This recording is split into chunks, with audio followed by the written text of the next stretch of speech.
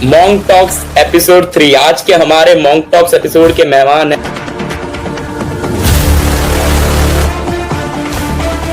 है Anil Kumar sir.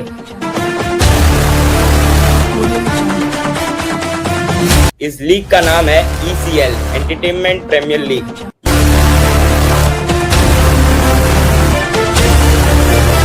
ECL जैसा एकदम लोकप्रिय टूर्नामेंट ऑर्गेनाइज करना क्या था, मतलब इसके पीछे का आइडिया, लोगों का विजन क्या किसी का ये मैसेज आया कि हमें भी खेलनी थी यार ये लीग।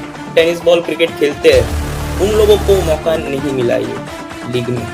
एल्विस को लेके है, मतलब आए दिन कंट्रोवर्सी बहुत आई उनकी। हाल है मुंबई डिसरप्टर्स वर्सेस हरियाणा हंटर्स का एक मैच था। यूट्यूब में अचानक से उसकी लाइव स्ट्रीमिंग रुक गई थी और बहुत से लोग उसका रीजन बता रहे थे कि सिक्योरिटी रीजंस थे। तो क्या यही रीजंस थे या ये क्या असम्पशन? मित्र, भुवन बाम, आशीष चंचलानी और कैरी मिनाटी। सारे दर्शक ये पूछ रहे हैं कि यार ये तीन कब खेलते हुए दिखेंगे। आप डिप्लोमेटिक ना हो, अभी के लिए आपको इंडिया में सबसे बेस्ट कंटेंट क्रिएटर कौन लगता है? Monk talks episode 3। आज के हमारे मॉन्क टॉक्स एपिसोड के मेहमान है अनिल कुमार सर, जिन्होंने अपने आइडिया से एक ऐसे खेल की प्रतियोगिता का आयोजन किया जिन्होंने इन्फ्लुएंसिंग दुनिया और खेल की दुनिया को एक साथ जोड़ा, जिन्होंने खेल के रोमांच और इन्फ्लुएंसर्स को वो मंच दिया, अपनी इस लीग को प्रसिद्ध किया और दर्शकों ने इस लीग को ढेर सारा प्यार दिया। इस लीग का नाम है ECL, entertainment premier league. YouTube में सारे व्यूअरशिप के रिकॉर्ड्स टूटे और खेल की मंच में इन्फ्लुएंसर द्वारा नए रिकॉर्ड्स बने। Anil Kumar sir IP influencer marketing agency के भी को फाउंडर है। तो चलिए बातचीत करते थोड़ी खेल के प्रति, थोड़ी उनकी जिंदगी के प्रति और थोड़ी इन्फ्लुएंसिंग दुनिया के बारे में। थैंक यू मोहक, मुझे स्वागत है आपका अनिल कुमार सर पॉडकास्ट में। थैंक यू वेरी मच यार, आपने मुझे बुलाया, मुझे काफी अच्छा लगा। और एक्चुअली काफी टाइम हो गया था ECL के बारे में बातें करते करते, तो बड़ा अच्छा लग रहा है कि दोबारा से ECL के बारे में एक प्रॉपर पॉडकास्ट में बात की जा रही है। बिल्कुल सर, इस पॉडकास्ट में ECL के बारे में बहुत डेप्थ में बातचीत होगी, बहुत सारी चीजों के बारे में सवाल है ECL के बारे में। दर्शकों ने बहुत सारे सवाल पूछे हैं तो उनका जवाब भी मिलेगा दर्शकों को भी। नहीं बिल्कुल यार, मैं तो चाहता हूँ कि हमारी जो जर्नी है वो सबको पता चले, क्योंकि एक्चुअली क्या है ना कि जब तक ये हुआ नहीं था तब तक सबके लिए ये डाउट था कि यार ECL हो भी पाएगा कि नहीं हो पाएगा। जब वो हो गया, उसके नंबर सब लोगों को पता चल गए, तो उसके बाद लोगों के लिए बोलना इजी हो गया कि यार ECL बहुत अच्छा हुआ है। बट उसके पीछे की जो कहानी है वो बहुत डिफरेंट है, वो सब लोगों के लिए जाननी बहुत जरूरी है। बिल्कुल सर, आज के पॉडकास्ट से हम पूरी कोशिश करेंगे कि वो कहानी भी लोगों को पता चले ECL के बारे में। बिल्कुल सर तो पहला सवाल तो खेल के बारे में होना चाहिए, क्योंकि ECL भी एक खेल ही है, क्रिकेट के बारे में है। तो पहला सवाल खेल के बारे में। आप जब खेल हम सबके जिंदगी में बहुत ज्यादा महत्वपूर्ण होता है। हम बचपन में किसी की कोई ना कोई मेमोरीज होती है, वो पहले प्लास्टिक का बैट, किसी का एक मेमोरी होता है कि प्लास्टिक के बैट से खेलना शुरू होता है सबका। तो आपकी ऐसी क्या मेमोरी थी? आप पहले बार खेल से कब अट्रैक्ट हुए थे? यार मैं सही बताऊँ तो मैं बचपन से क्रिकेट बहुत ज़्यादा खेल रहा हूँ। लाइक मैं अभी भी खेल रहा हूँ, हर वीकेंड पे हमारे मैचेस होते हैं, सैटरडे संडे। तो गेम एक ऐसा पार्ट रहा है मेरी लाइफ में कि मैं हमेशा कनेक्टेड रहा हूँ। क्रिकेट मैंने बहुत खेला है, टेबल टेनिस मैंने बहुत खेला हुआ है, उसके अलावा बास्केटबॉल मैंने काफ़ी खेला हुआ है। तो गेम्स ऐसा रहा है कि लाइफ में गेम्स मेरी लाइफ से कभी गए नहीं। बट क्रिकेट एक ऐसा पार्ट रहा है जिसने तो मुझे हमेशा से कनेक्टेड रखा है। मैं आज की डेट में भी बात करूँ तो मुझे 16 साल हो गए खेलते खेलते।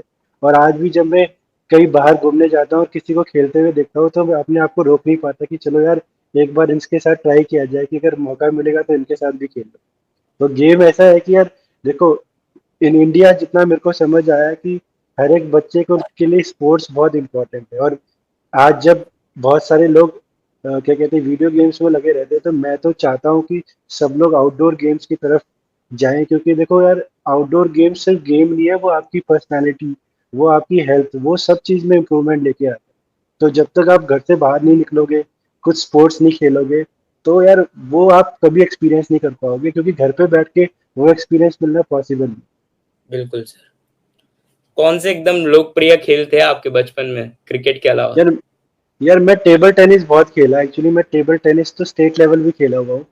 स्कूल ओ, टाइम पे मैंने काफी टेबल टेनिस खेला, बट हमारे जो जहाँ पे मैं रहता था वहाँ पे इतने स्कोप नहीं था, तो जितना खेल सका उतना खेला। बट क्रिकेट एक ऐसा गेम है जो हर कोई खेलना पसंद करता है और उसकी अपॉर्चुनिटीज भी ज्यादा मिलती है, तो हम लोगों ने फिर क्रिकेट स्टार्ट किया। वो स्कूल लेवल पे भी खेला, कॉलेज लेवल पे भी खेला, और कॉलेज के बाद थोड़े साल नौकरी करने के बाद समझ आया कि ये गेम नहीं छूटने वाला, तो अब जाके सोसाइटी में रहते तो सोसाइटी में भी खेल रहे। बिल्कुल, वो बोलते हैं ना, क्रिकेट इंडिया में एक धर्म जैसा पूजा जाता है।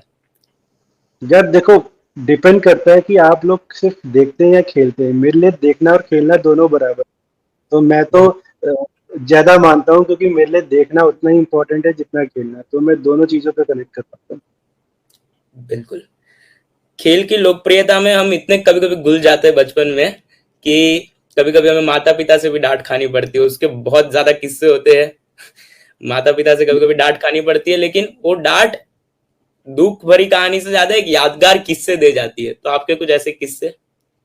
यार मेरे साथ ना बड़ा फनी इंसिडेंट है कि मैं ना बहुत खेलता था, और जब बोर्ड एग्जाम चलते थे तो मेरे जो साथ के लोग होते थे वो लोग बोलते थे यार अब तो बोर्ड एग्जाम चल रहा है, शायद हम लोग नहीं खेल पाएंगे, तो मैं या तो जूनियर्स के साथ खेलता था या सीनियर्स के साथ खेलता था।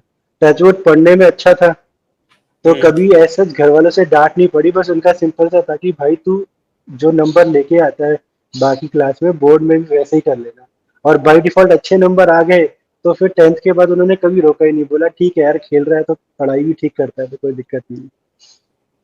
आजकल स्कूल्स में क्या होता है कि खेल मतलब एक पीटी पीरियड वैसा हो गया है। एक पीटी पीरियड से आगे देखा नहीं जाता। बहुत से बार अगर बहुत से स्कूल्स में तो अभी भी खेल अलग अलग खेल खेले जाते हैं, लेकिन जो एकदम विलेजेस वाले एरिया वाले जो स्कूल होते हैं वहां पे खेल मतलब क्रिकेट वो सारी खेल है, लेकिन टेबल टेनिस जैसे अभी आपने बातें की, वो सारे खेल अभी भी वहां तक पहुंचे नहीं है, और एक पीटी पीरियड ज्यादा से ज्यादा होता है। तो आपके हिसाब से स्कूल्स में भी खेल को क्या, टीचर्स को भी इंपॉर्टेंस समझाना चाहिए, खेल का क्या तरीका हो सकता है? यार जितना मेरे को समझ आया ना, अभी जब ओलंपिक्स में हमारा जो परफॉर्मेंस था उसके ऊपर एक डिबेट स्टार्ट हुई थी कि यार हमारे देश में जहाँ पे सिर्फ एक पीटी पीरियड पे ही स्पोर्ट्स खेला जाता है, वहां से आप अगर आप ओलंपिक मेडल एक्सपेक्ट करोगे तो that is a very difficult for anyone. तो मेरे को ये लगता है कि यार ये मतलब एक ऐसा डिस्कशन का पॉइंट है जहाँ पे मुझे लगता है कि एज अ नेशन वाइज हमको सामने आने की जरूरत है, और हमने हर जगह पे जहाँ पर स्कूल्स चल रहे हैं, जहाँ पे कॉलेजेस चल रहे हैं, उन सभी को मतलब मैनेजमेंट को ये करना पड़ेगा कि जो लोग अच्छा खेलते हैं स्कूल लेवल पे उनको प्रमोट करो, ताकि वो फिर और आगे जाके मतलब जगह का नाम, स्कूल का नाम, या फिर अपने स्टेट का नाम रोशन कर सके। अगर आज की डेट में देखेंगे तो हरियाणा पंजाब में इतने सारे मेडल्स क्यों आ रहे हैं? क्योंकि वहाँ पे यार स्पोर्ट्स को एक प्रॉपर एजुकेशन के बराबर का दर्जा दिया जा रहा है। वहाँ पे ये नहीं देखा जा रहा कि लोग सिर्फ पढ़ाई पे आ गए। अगर वहाँ पे देख रहे हैं कि कोई अगर कबड्डी अच्छा खेलता है, कोई रेसलिंग अच्छा खेलता है, तो उसको भी उतना ही प्रमोट किया जा रहा है। तो मुझे लगता है कि हर स्टेट में ये करना चाहिए, और इंडिया में सिर्फ कुछ लिमिटेड स्टेट्स हैं जो अभी इसको इतना सीरियसली ले रहे हैं। बट मेरा पॉइंट ऑफ व्यू बिल्कुल क्लियर है कि आप लाइफ में जब तक लोगों को बराबर मौके नहीं देंगे और बराबर इंफ्रास्ट्रक्चर्स नहीं देंगे, तो वो यार पॉसिबल नहीं हो पाएगा किसी के भी हमसे। देखो इंडिया में ना जितना टैलेंट है ना वो और कहीं नहीं, बट उस टैलेंट को ढूंढने का काम है वो आपका है। आप टैलेंट ढूंढोगे तो आपको एक से एक लोग मिलेंगे। अगर आप देखोगे आज क्रिकेट एक कमर्शियल गेम बन गया है, तो आप देखोगे कि हमारे प्लेइंग 11 में जो नहीं आ पाते वो और कंट्रीज से बेटर प्लेयर्स खेल रहे हैं, हमारे जो डोमेस्टिक प्लेयर्स हैं। वो इसलिए क्योंकि यार क्रिकेट को इतना सीरियसली लिया जा रहा है। अगर बाकी गेम्स को भी इतना सीरियसली लेंगे तो यार ऑब्वियस सी बात है हर जगह पे आपको कम से कम भी नहीं तो 10 20 50 अच्छे प्लेयर्स मिलेंगे जो आप इंटरनेशनल लेवल पे परफॉर्म करके आएंगे, और आपको बहुत सारे मेडल्स दिलाएंगे। बिल्कुल सर, ये आपने जो ओलंपिक्स की बात कही है, हर साल हर 4 साल में ये डिबेट वापस उठती है कि पीटी का एक पीरियड खेल को इतना तवज्जो नहीं दिया जाता, लेकिन वो 4 साल के बीच में जो इम्प्रूवमेंट होनी चाहिए वो होती नहीं है, वो जो उसमें ध्यान यार ये देना ना चाहिए। ये ये एक प्रोसेस है, मैं जितना मानता हूँ ये 4 सालों का गेम है ही नहीं। ये हमको बिल्कुल। समझना पड़ेगा कि ये लॉन्ग टर्म गेम है जहाँ पे आपको किसी बच्चे पे 8 10 साल लगाने पड़ेंगे। अगर आपको बिल्कुल। उससे दो दो सीजन मेडल चाहिए ना, तो उसके लिए आपको 5 से 8 साल मेहनत करनी पड़ेगी। और आज की डेट में देखो वो मेहनत करने, अब जैसे बैडमिंटन अभी बहुत जल्दी फेमस हो गया क्योंकि कुछ अच्छे मेडल्स हमारे पास आ गए। बट आप ये वेट मत करो ना कि जब तक मेडल नहीं आएंगे तब तक हम उस स्पोर्ट्स को प्रमोट करेंगे ही नहीं। मेरे हिसाब से इंडिया में अगर देखा जाए तो इतना टैलेंट है, अगर आप सारे गेम्स में इनिशियली 10-20% भी ध्यान दोगे, जो कि अभी बिल्कुल नहीं दिया जा रहा, तो आपके पास number of medals 2x 3x हो सकते हैं किसी भी नेक्स्ट ओलंपिक में। तो मुझे लगता है कि यार थोड़ा इसमें मेहनत करने की जरूरत है। बिल्कुल, इसका मैं आपको एक किस्सा कहना चाहूंगा। ऑस्ट्रेलिया क्रिकेट में one of the most best nation है, लीडिंग स्पोर्टिंग नेशन है क्रिकेट की ऑस्ट्रेलिया। वहां पे अभी क्रिकेट को एज ए सब्जेक्ट इंक्लूड किया गया है। हम्म। तो इंडिया भी शायद से ऐसे स्टेप्स ले सकती है। अभी हम ईसीएल के बारे में बात करते हैं, जो कि ये पॉडकास्ट का भी one of the main topic है।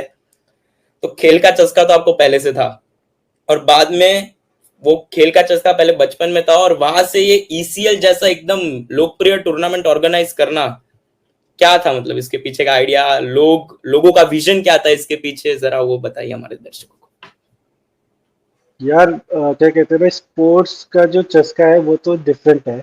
अपार्ट फ्रॉम दैट, मैं ना काफी टाइम से देख रहा था कि हर इंडस्ट्री के लोग आपस में मिलते हैं, कुछ ना कुछ एक्टिविटीज होती रहती है, कोई अवार्ड शो में मिल रहा है, कोई किसी स्पोर्ट्स खेलते रहते हैं। अगर मुंबई में अगर आप देखोगे तो सारे एक्टर्स चैरिटी के लिए फुटबॉल खेलते रहते हैं। बट हमारी जो क्रिएटर इकोनॉमी है ना, वहाँ पे अगर आप देखोगे तो ये लोग इतना मतलब कलेक्टिव कोई ऐसा कुछ होता नहीं है। मतलब मेरी नॉलेज में ऐसा कुछ है नहीं। एक दो इवेंट्स हुए जहाँ पे बहुत सारे क्रिएटर्स एक साथ मिले। तो मैं और हिमांशु एक्चुअली सीसीएल के बाद ऐसे ही बैठे हुए थे, तो वी आर डिस्कसिंग कि यार हमारा जो क्रिएटर्स की इकोनॉमी है ना, इसके रिलेटेड कुछ कर सकते हैं क्या फिर। तो सबको समझ आया कि यार करना तो चाहिए, क्योंकि ऐसा कुछ होता नहीं है। फिर हमें समझ आया कि अगर हम कुछ ऐसा करेंगे जो इनको पसंद नहीं आएगा ना, तो ये लोग पार्टिसिपेट करने में भी इंटरेस्ट नहीं दिखाएंगे। तो मैंने देखा कि यार कुछ सारे क्रिएटर्स ना क्रिकेट खेलते हैं और अच्छा खेलते हैं, तो क्यों ना एक ऐसा टूर्नामेंट कराया जाए जहाँ पे ये सारे लोग आपस में मिलकर खेलें और अच्छे से एक दूसरे के साथ कनेक्ट भी करेंगे। तो ये प्लान जब हमने बनाया तो हम लोगों ने कुछ क्रिएटर्स के साथ अप्रोच करना स्टार्ट किया और हमें काफ़ी अच्छा रिस्पॉन्स आया। तो जैसे ही रिस्पॉन्स अच्छा आने लगा तो हमने इसको फिर प्रॉपर वे में करना स्टार्ट किया, और करते करते यार लीग हो भी गई। बेहतरीन लीग थी सर। सर मैं एक चीज कहना चाहूंगा लीग के बारे में। प्लान तो आपको आया वो तो एक बात, लेकिन सक्सेसफुल मुझे मुझे पर्सनली लगता है इसलिए हुई क्योंकि सेलिब्रिटी लीग भी एक लीग थी, सेलिब्रिटी लोगों की लीग, बाद में कॉमेडियंस लोगों ने भी एक लीग ऑर्गेनाइज की। बट इसमें एक्चुअली में क्या हुआ, इसमें क्रिकेट से ज्यादा छेड़खानी नहीं हुई, क्योंकि एक देखो यार, लीग। मैं मैं एक चीज और समझाता हूँ, क्योंकि देखो यार, देख सब सब लोग लीग अच्छी कराते हैं अपने लेवल पे। बिल्कुल बिल्कुल। हमारा जो मोटिव था क्रिकेट के साथ एक प्योर फॉर्म ऑफ क्रिकेट दिखाना, और टेनिस बॉल क्रिकेट एक ऐसा स्पोर्ट्स है जो हर किसी ने खेला हुआ है। मैं मानता हूँ कि अगर आप 50% लोगों ने अगर लेदर बॉल खेला हुआ है ना, तो 80% लोगों ने टेनिस बॉल खेला हुआ है। इवन अगर 5-10 सालों के लिए, 1-2 महीनों के लिए भी, बट खेला जरूर है। तो वो कनेक्ट करना बहुत इजी हो गया लोगों के साथ। और देखो यार, आज जो सक्सेस की बात हो रही है ना, हमने जो इस साल की है ना, वो सिर्फ 2% है यार। अभी तो हम लोगों को पूरे इंडिया के साथ कनेक्ट करना है। अभी तो बहुत सारे लोगों को पता ही नहीं है कि ईसीएल जैसा कुछ हुआ भी है। देखो, नंबर्स काफी अच्छे दिख रहे हैं ऑन रिकॉर्ड्स, बट अभी वो नंबर्स हमारे हिसाब से कम है, क्योंकि वो नंबर्स बहुत ज्यादा हो सकते हैं, क्योंकि वो एक ऐसा स्पोर्ट्स है जो पूरी इंडिया को कनेक्ट करता है। सेकेंडली, सारे क्रिएटर्स है यार, क्रिएटर्स का खुद का फैन बेस इतना तगड़ा है कि अगर उसके बाद भी अगर ये हिट नहीं होता तो प्रॉब्लम थी। बट जहाँ पे इतने बड़े क्रिएटर्स प्लस इतना अच्छा स्पोर्टिंग इवेंट अगर हो जाए, तो नंबर्स आने यार बहुत नॉर्मल है। ये बहुत अच्छा नंबर रहा है, बट वी आर ट्राइंग कि नेक्स्ट कुछ सीजन में हम ये नंबर्स को काफी अच्छा करके लेके जाएंगे। बिल्कुल, अगर मैं नंबर्स की बात करूं सर, तो 450 के लाइव वॉचिंग फाइनल की, दस नहीं हजार सर, लोगों ने। 5 लाख प्लस किया था हमने फाइनल पे, ये अच्छा। सेमीफाइनल की कोचिंग है।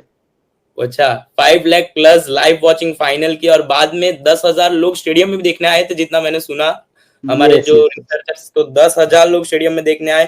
तो एकदम मतलब आंखों के सामने जो आइडिया, आप जब ये सक्सेसफुल होते हो देखते हो तो कैसा लगता है? यार इसकी ना जो बैक स्टोरी है वो थोड़ी डिफरेंट है। जब हम लोगों ने ये प्लान किया था ना, तो पहले के जो 6 महीने थे ना, that is very difficult for us. क्योंकि होता क्या है ना यार, आई थिंक प्लान्स इंडिया में हर किसी के पास है, उसको एग्जीक्यूट करने में जो मेहनत लगती है, जो एफर्ट लगते हैं, that is a very different story. ठीक है। बिल्कुल। आज की डेट में अगर आप बोलोगे कि यार मेरे पास ये प्लान है, इसको हम लोग कर लेते हैं, बट जब वो आप करने जाओगे ना तो आपको एक्चुअल में पता चलता है कि डिफिकल्टीज कैसे आने वाली है आपके साथ। तो हमारे साथ भी काफी कुछ ऐसा हुआ जो लगा कि यार क्या हम सही चीज कर रहे हैं, बट जब हमने करना स्टार्ट किया तो हम लोगों ने सिर्फ एक चीज सोची है कि यार अब डिसाइड कर लिया ना तो अब इसको करना है, अब इसके पीछे नहीं हटना। और वो पॉइंट हमारे लिए काम कर गया कि हम लोग हटे नहीं। बहुत सारी problems I, even during the event भी बहुत सारी प्रॉब्लम्स आई, बट हम लोगों को पता था कि यार हम एक अच्छी चीज कर रहे हैं और बाद में ये बहुत बड़ी हिट होने वाली है, तो प्रॉब्लम ही नहीं आई और अपने आप होती चली गई और नंबर्स भी अच्छे आ गए। तो वो हमारे लिए प्लस पॉइंट था कि चलो यार एटलीस्ट हमारे हमने जो मेहनत करी है वो नंबर्स के फॉर्म में पूरी दुनिया को दिख रही है कि हमने अच्छा काम किया। बिल्कुल। लीग खत्म होने के बाद क्या किसी कंटेंट क्रिएटर की बधाइयां तो बहुत आई होगी, कॉन्ग्रेचुलेशन भी बहुत जन ने बोला होगा, लेकिन क्या किसी का ये मैसेज आया कि हमें भी खेलनी थी यार ये लीग? यार एक्चुअली पता है कंटेंट क्रिएटर्स में भी बहुत ये हुआ कि यार बहुत लोगों को पता ही नहीं था कि ये लीग हो रही है। ठीक है। अच्छा। तो वो रीजन भी था कि हम लोग ने यार पहला सीजन था, बहुत सारे कंटेंट क्रिएटर्स को नहीं भी खिला सकते थे। अब जैसे हम लोग नेक्स्ट सीजन में दो नई टीमों के साथ आ रहे हैं तो ऑब्वियसली बात है स्कोप बढ़ जाएगा लोगों के लिए, 8 टीमें होंगी तो नंबर ऑफ प्लेयर्स भी ज्यादा होंगे। तो इस बार बिल्कुल। हम कोशिश कर रहे हैं कि जो पुराने ओजी क्रिएटर्स है उनके उनको भी लेके आया जाए। तो अब जो गेम होगा वो जो लास्ट ईयर हुआ था उससे और बेटर होगा और मेरे ख्याल से सबको देखने में मजा आएगा। ये जो आप ओजी क्रिएटर्स की बात कर रहे हैं, इसका भी दर्शकों ने बहुत सवाल पूछा है, वो मैं आपको आगे पूछूंगा, लेकिन एक और सवाल है। दर्शकों को एक डाउट था कि लेदर बॉल क्रिकेटर्स जो है, सीजन बॉल क्रिकेट जो खेलते हैं, जैसे कि गगन क्रिकेट कार्डियो एक है, आर्यमन है, बाद में उमंग है, उबेद है, तो ये सारे क्रिकेटर्स को मौका दिया गया, लेकिन टेनिस बॉल क्रिकेटर्स जो प्रोफेशनल टेनिस बॉल क्रिकेट खेलते हैं, उन लोगों को मौका नहीं मिला ये लीग में। इसका यार बहुत सिंपल सा आंसर है। अगर आप मेरी लीग के स्टैट्स देखोगे ना तो जितने भी लेदर बॉल के प्लेयर्स है ना वो टेनिस बॉल में उतना अच्छा परफॉर्म कर ही नहीं सकते, क्योंकि मैं दोनों फॉर्मेट खेलता हूँ, मैं लेदर भी खेलता हूँ, मैं टेनिस भी खेलता हूँ। तो मुझे क्रिकेट यार लोगों से थोड़ा ज्यादा ही समझ आता है। तो जब हम ये बना रहे थे तो हमें पता था कि हम क्या बना रहे हैं। बिल्कुल। ठीक है। तो मेरे लिए वो लोगों को बताना बहुत इजी था कि यार लेदर बॉल का प्लेयर कभी भी गेम चेंजर नहीं होगा, वो एक अच्छा स्किल पे गेम खेलेगा, अच्छे से परफॉर्म करेगा, that is a different story. But अगर आप देखोगे एक टेनिस बॉल प्लेयर किसी भी वक्त गेम चेंज कर सकता है, क्योंकि उसके लिए वो बहुत इजी है, वो 6 छक्के मार के गेम ही खत्म कर देगा। और यार हमारे सारे लोग कंटेंट क्रिएटर है। अब अगर आप एक्सपेक्ट करोगे कि अभिषेक, देखो मेरे लिए इम्पोर्टेंट था कि एलविस, अभिषेक, हर्ष, सोनू शर्मा, जो मुनावर, हमारे जो कैप्टन्स है ना, वो आउटशाइन करे अपनी परफॉर्मेंस से। बट अगर मैं सारे प्रोफेशनल प्लेयर्स लेके आऊंगा तो यार कंटेंट क्रिएटर वाला तो पार्टी खत्म हो जाएगा। तो खत्म हो मेरे जाएगा। मैं आज भी सबको यही बोलना चाहूंगा कि मेरी जो लीग है, हमारी जो लीग है, वो कंटेंट क्रिएटर्स की लीग है, एंटरटेनर्स की लीग है। यहाँ पे प्रोफेशनल क्रिकेट की इतनी जरूरत है नहीं। लास्ट ईयर भी मैंने सबको ये समझाया था कि जितने भी ये लेदर बॉल प्रोफेशनल प्लेयर्स आप बोल रहे हैं, आप उनके स्टैट्स चेक करो, उनके स्टैट्स जो नॉर्मल लोग हैं उनसे ज्यादा गंदे हैं फॉर टेनिस बॉल। उसका रीजन है क्योंकि टेनिस बॉल का गेम ही डिफरेंट हो जाता है। लेदर बॉल की स्किल्स और टेनिस बॉल की स्किल्स में बहुत डिफरेंस है। और टेनिस बॉल के जो प्रोफेशनल प्लेयर्स हैं वो ऑलरेडी ऑल ओवर इंडिया खेलते रहते हैं और उनको आई डोंट थिंक सो इस प्लेटफॉर्म की जरूरत है। मेरे लिए तो वो लोग इंपॉर्टेंट है जो बेचारे डिफरेंट डिफरेंट कंटेंट क्रिएशन में फंसे हुए हैं और आज की डेट में एक जगह पे आके स्टक हो गए। उनको मौका मिलना चाहिए यार। अगर वो एल्विस के साथ या अभिषेक मलान के साथ खेलेंगे तो मे भी हो सकता है उनको भी थोड़ा व्यूवरशिप अच्छी मिल जाएगी। तो ऐसे क्रिएटर्स को मेरे, और हमारा आइडिया भी यही था कि हम हर हर कैटेगरी के लोगों को एक साथ मिला के एक अच्छा कंटेंट क्रिएट करें, ना कि एक प्रोफेशनल क्रिकेट लीग करा दे। वो हमारा आइडिया पहले दिन से नहीं था। क्रिकेट के साथ छेड़छाड़ नहीं करनी थी, बट एकदम प्रोफेशनल इंटरनेशनल लेवल की लीग भी नहीं करानी है ना। कंटेंट क्रिएटर्स की लीग है तो थोड़ा एंटरटेनमेंट भी होना बहुत जरूरी एग्जैक्टली। ये जो आपने सीजन बॉल क्रिकेटर्स के बारे में बात की कि उनके भी आंकड़े अगर आप देखो तो नॉर्मल से क्रिकेटर्स से भी मतलब खराब ही थे। तो ये मुझे एक बात याद आ रही है, मैंने जब स्क्वाड देखी सारी टीम की, जब लीग अनाउंस हुई थी तभी स्क्वाड देखी मैं सारी टीम की, तो बैंगलोर बैशर्स में 3-4 सीजन बॉल क्रिकेटर्स थे, जैसे कि उमंग थे, क्रिकेट कार्डियो थे, गगन थे, बाद में आर्यमन थे, लेकिन फिर भी वो टीम की पॉइंट्स टेबल में इतने अच्छे रिजल्ट नहीं आए। तो आपने जो बात कही वो एकदम सही कही है फिलहाल तो। और ये यार मैं सीजन के पहले दिन से बोल रहा था। आप ये जो बात कर रहे हो ये सीजन के एंड पे बात कर रहे हो। मेरे साथ बहुत सारे कैप्टन्स की आर्ग्यूमेंट हुई कि यार आप लोग टीम को बायस्ड कर रहे हो। मैंने कहा भाई आप एक बार ना ये सीजन खत्म करो, उसके बाद अपन बैठेंगे और ये डिस्कस करेंगे कि जो अब जो बातें मैं आज बोल रहा हूँ वो कितनी सच है। और जब ये पूरा टूर्नामेंट खत्म हुआ फिर एलविस के साथ मैं मिला तो मैंने बोला एलविस भाई तुम्हारा कहना था कि तुमने यार टीम एक टीम स्ट्रांग बना दी। मैंने कहा कैसा लग रहा है वो बातें दोबारा से करने के लिए। तो उन्होंने बोला कि यार मेरे को बाद में समझ आया जो आप उस टाइम पे बोल रहे थे। तो होता क्या है देखो, गेम खेलना और गेम समझना बहुत इंपॉर्टेंट है। और वो बिल्कुल। मैं पहले दिन से लोगों को समझा रहा हूँ कि यार टेनिस बॉल और leather ball is different story. अगर आप टेनिस बॉल का एक भी प्लेयर डाल दोगे ना, वो बॉलिंग भी करेगा वो बैटिंग भी करेगा। और वो बैटिंग इतने तगड़े स्पीड पेस से करेगा कि हो सकता है कि वो हर ओवर पे 6 छक्के मार दे। यार कोई कोई compete ही नहीं कर पाएगा उसके साथ। तो बिल्कुल। ऐसे प्लेयर्स अगर मैं एक भी डाल दूंगा टीम में, तो हर टीम के लिए उसके साथ मैनेज करना पॉसिबल ही नहीं। बिल्कुल। फिर थोड़ी आपको एल्विस खेलने को दिखेगा, फिर तो हमेशा वो 10 के 10 ओवर वो खेलने दिखेगा। बिल्कुल सर, ये जो भी आपने ओजी क्रिएटर्स की बात की, ये सवाल उसी पे है। हर्ष बेनीवाल खेल रहे थे, पंजाब विर्स के कैप्टन थे हर्ष बेनीवाल। पंजाब विज के कैप्टन थे। हाँ, पंजाब विर्स के कैप्टन थे, लेकिन उनके ही मित्र भुवन बाम, आशीष चंचलानी और कैरी मिनाटी, दर्शक सारे दर्शक ये पूछ रहे हैं कि यार ये तीन कब खेलते हुए दिखेंगे हमें ये। देखो यार, ये ना स्पोर्ट्स वाला मामला है कि जिसका इंटरेस्ट है खेलने का हमारी बिल्कुल। तरफ से मोस्ट वेलकम है। बट कुछ लोग शायद ये नहीं खेलते, तो उनको बिल्कुल। लेकर आना या उनका आना थोड़ा डिफिकल्ट होगा। ठीक है, तो जो इंडिया में ओजी क्रिकेटर क्रिकेट खेलता है वो जरूर आपको दिखेगा। बट जो नहीं खेलता है यार उसके लिए आना थोड़ा डिफिकल्ट है, क्योंकि जो गेम है ना यार, जो लेवल ऑफ गेम यहाँ पर चल रहा है वो बहुत स्ट्रांग चल रहा है। और कोई भी ना बिल्कुल। खुद से आकर अच्छा परफॉर्म ना कर पाए तो वो नहीं आना चाहेगा, जितना मेरे को समझ आया। बट हमारी तरफ से यार हम लोग तो हर किसी को इनवाइट कर रहे हैं कि प्लीज आओ और ज्वाइन करो, क्योंकि हमारे ईसीएल का मतलब ही यही है कि सारे एंटरटेनर्स एक साथ मिलके अपना कंटेंट बनाए और एक अच्छा क्रिकेट खेले।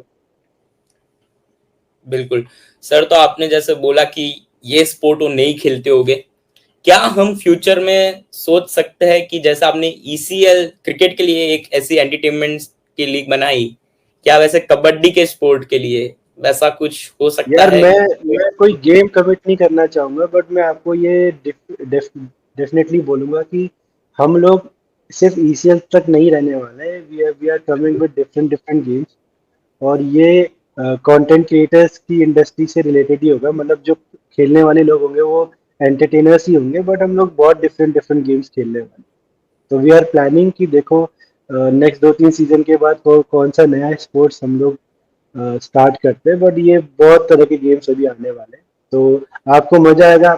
आपको पता चलता रहेगा कि आपके जो फेवरेट कंटेंट क्रिएटर्स है वो और कौन कौन सा गेम अच्छा खेलते हैं। तो विल डू दैट डेफिनेटली। बहुत इंटरेस्टिंग होगा सर वो देखने का। अनुराग द्विवेदी लखनऊ के कैप्टन थे, हाँ जी। और उनका तो कंटेंट भी क्रिकेट के अराउंड ही है, फैंटेसी फैंटेसी किंग बोलते हैं उन्हें।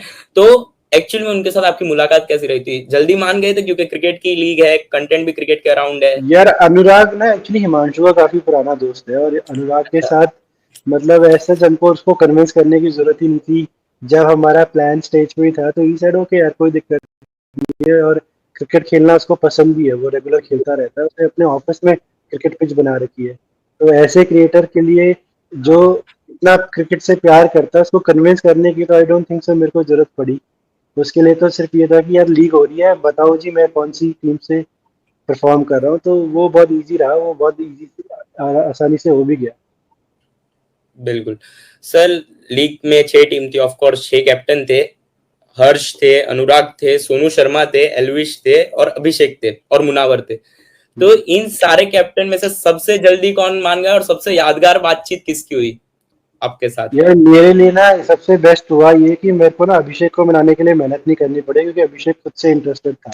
वो हमारे अच्छा। साथ खेलना स्टार्ट कर दिया था उसने, तो उसको लगा यार लीग हो रही है तो ये तो कर लेते हैं। और सबसे पहला हाँ बोलने वाला भी अभिषेक ही था। और अभिषेक के साथ यार हमारे ना काफी मतलब हिमांशु के थ्रू काफी अच्छे रिलेशन भी है। तो उसको तो बिल्कुल भी मनाने की जरूरत नहीं पड़ी। जिस दिन हमने सोचा उसने कहा हाँ मैं खेल रहा हूँ। तो पहला पार्ट तो ये रहा। दूसरा यार मुनावर के साथ भी काफी अच्छी बातचीत रही, और मुनावर का भी काफी कॉमन इंटरेस्ट है क्रिकेट, तो उसको भी मनाने में मेहनत नहीं करनी पड़ी। तो अभी तक इस लीग के जितने भी कैप्टन थे ना, वो जितना जल्दी माने, मतलब मुझे एक्सपेक्टेड नहीं था। और खासकर एल्विस तो मतलब ऐसा था कि यार मैं तो खेल रहा हूँ भाई, बताओ कब से आना है। तो इस तरीके की बातचीत हुई है लोगों से। तो मतलब टू बी वेरी फ्रैंक, इस आइडिया को एग्जीक्यूट करने के लिए मेरे 6 के 6 कैप्टन्स ने जितना सपोर्ट किया है ना, उतना सपोर्ट आई डोंट थिंक सो किसी भी चीज में मिल सकता था।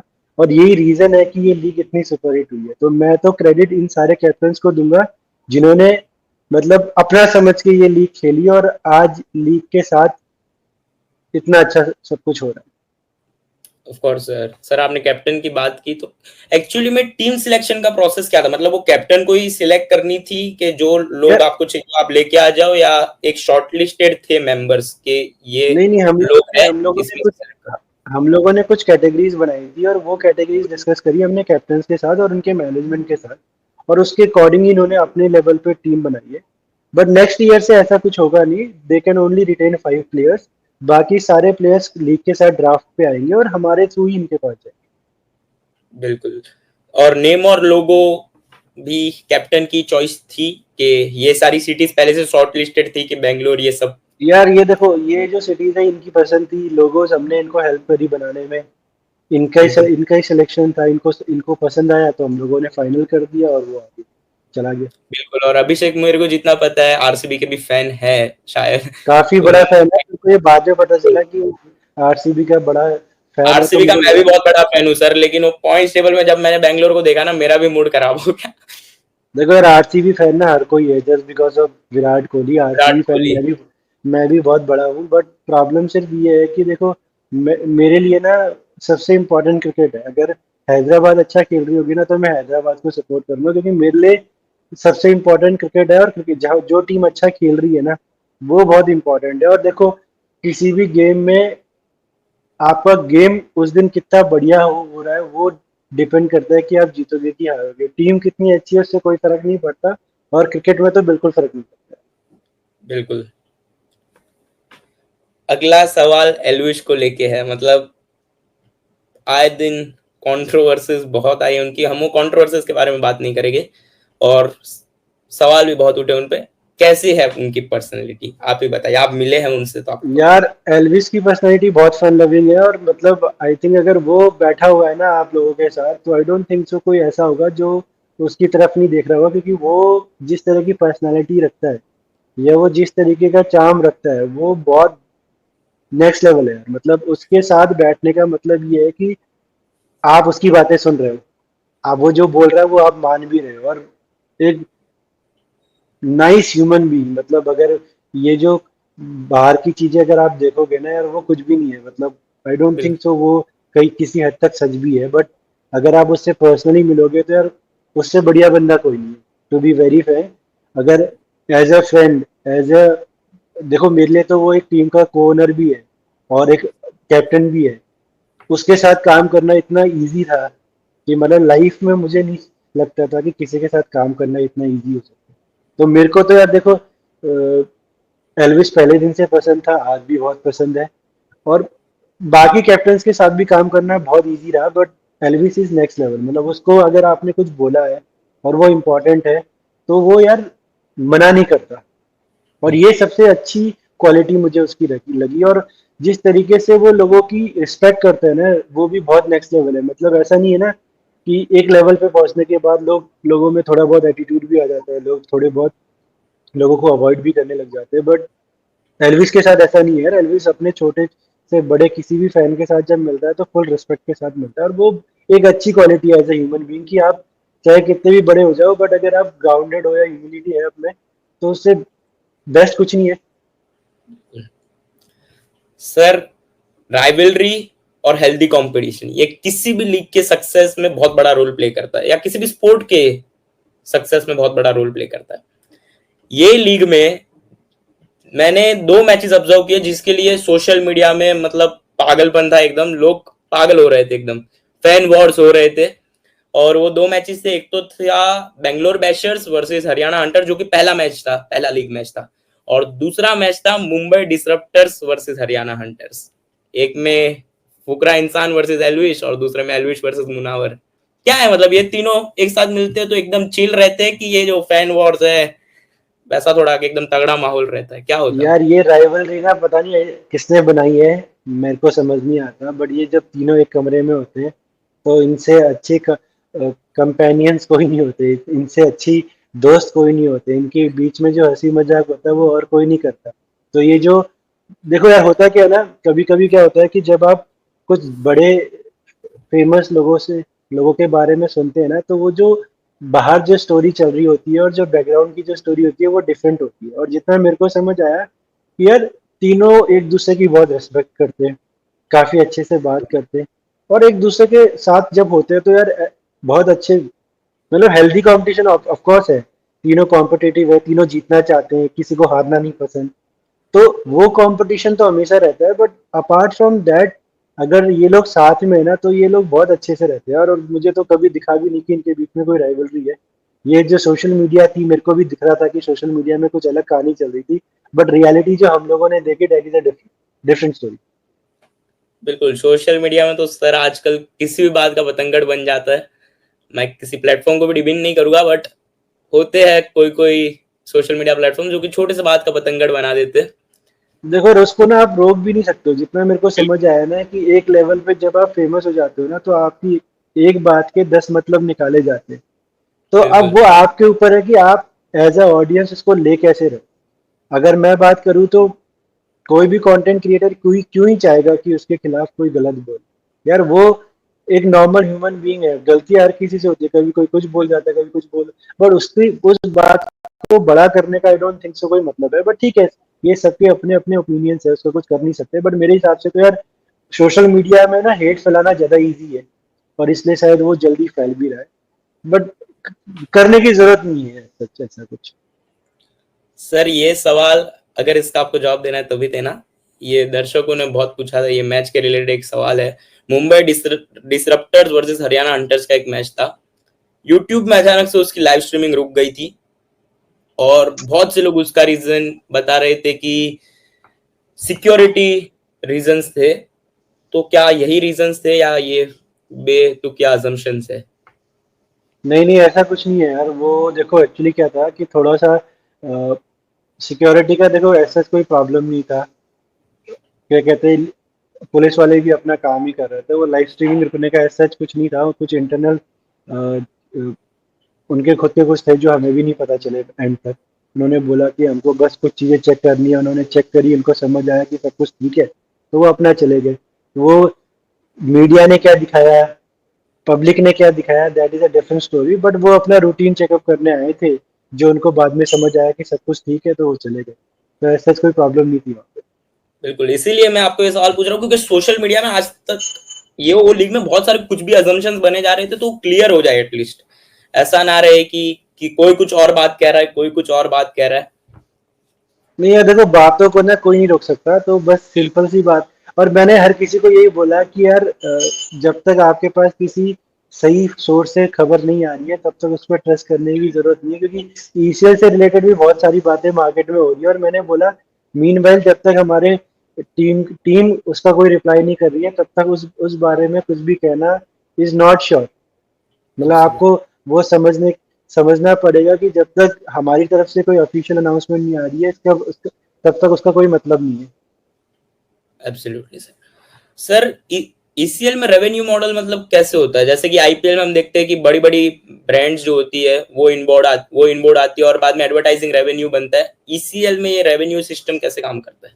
सारी लीग्स में यार रेवेन्यू मॉडल सेम होते हैं अगर आप देखोगे। तो जैसे आईपीएल वर्क करता है, हमारा लीग भी वैसे ही वर्क करता है। बिल्कुल। स्पॉन्सरशिप एक मेन सोर्स ऑफ इनकम होते हैं। अपार्ट फ्रॉम दैट जो लोग हम स्ट्रीमिंग पार्टनर्स लेके आते हैं उनसे हमको पैसा मिलता है, और उसके अलावा जो एड रेवेन्यू है वो सारा कुछ मिलता है। तो जो रेवेन्यू मॉडल्स है वो सारी लीग्स का लगभग सेम ही है। जैसे आईपीएल वर्क करता है हम लोग भी वैसे ही ईसीएल का शायद से मेन स्पॉन्सर इस बार का विजन 11 था। Vision level. Vision 11, yes. तो सर मेन स्ट्रीम क्रिकेट और इंटरनेशनल लीग में क्या होता है कि एंटी करप्शन यूनिट होता है क्योंकि मैच फिक्सिंग रोकी जाए, मैच फिक्सिंग से बचे। तो ईसीएल में वो क्या होता है? ईसीएल में वो कैसे मैच यार फिक्सिंग से? ईसीएल में ना, मतलब ये बहुत सरप्राइजिंग है, आपको सुन के भी अच्छा लगेगा कि हमारे पास एंटी करप्शन यूनिट था अच्छा। Through out through out the league her team के साथ एक एंटी करप्शन का बंदा रहा। उसके अलावा लीग के पास भी एंटी करप्शन की टीम थी, तो हम लोगों ने एक प्रॉपर प्रोफेशनल टीम जो बीसीसीआई अप्रूव्ड है वो हायर करी, जो मतलब बीसीसीआई का बहुत सारा लीग्स में पार्टिसिपेट कर चुके हैं। वही टीम हमारे एंटी करप्शन टीम की को भी लीड कर रही है। बिल्कुल सर। सर आकाश चोपड़ा सर इस लीग के कमिश्नर थे, तो उनका क्या रोल था मतलब इस लीग में, लीग यार कमिश्नर? लीग कमिश्नर का रोल बहुत सिंपल होता है कि लीग की जितनी भी रूल्स एंड रेगुलेशंस बनते हैं वो लीग कमिश्नर के थ्रू आते हैं। और Akash Chopra, I don't think so कि मुझे बताने की जरूरत है कि वो कितने क्रेडिबल फेस है फॉर बिल्कुल क्रिकेट और फॉर कंटेंट आल्सो। तो उनकी तरफ से जो जो भी रूल्स हमारे पास आए वो हम लोगों ने सारे रूल्स इम्प्लीमेंट किए। अगर आपने देखा होगा तो हम लोगों ने एक बार एक नया रूल भी इंट्रोड्यूस किया था, yellow card and red card, जो कि यस यस, मोस्टली फुटबॉल में यूज होता है। तो फुटबॉल में हम यूज लोगों होता ने यार लीग के पॉइंट ऑफ व्यू से सारे जितने भी तरीके हो सकते हैं इसको सिक्योर करने के वो सारे यूज किए गए थे। और बहुत अच्छा पार्टिसिपेशन था आकाश जी का। आकाश जी हर टाइम पे अवेलेबल थे। उन्होंने कर्टन रेजर में भी आके हमको काफी चीजें गाइड करी, सारे कैप्टन से मिले, सब कुछ उनको समझाया। तो आकाश Chopra ji as a league commissioner बहुत सारे काम किए उन्होंने हमारे लिए, और हर साल वो दिखेंगे आपको। है। अच्छा सर, वो कैसी पर्सनैलिटी आकाश चोपड़ा सर की मतलब? यार आकाश जी देखो, जैसे वो दिखते हैं उतने ही स्वीट और बढ़िया है।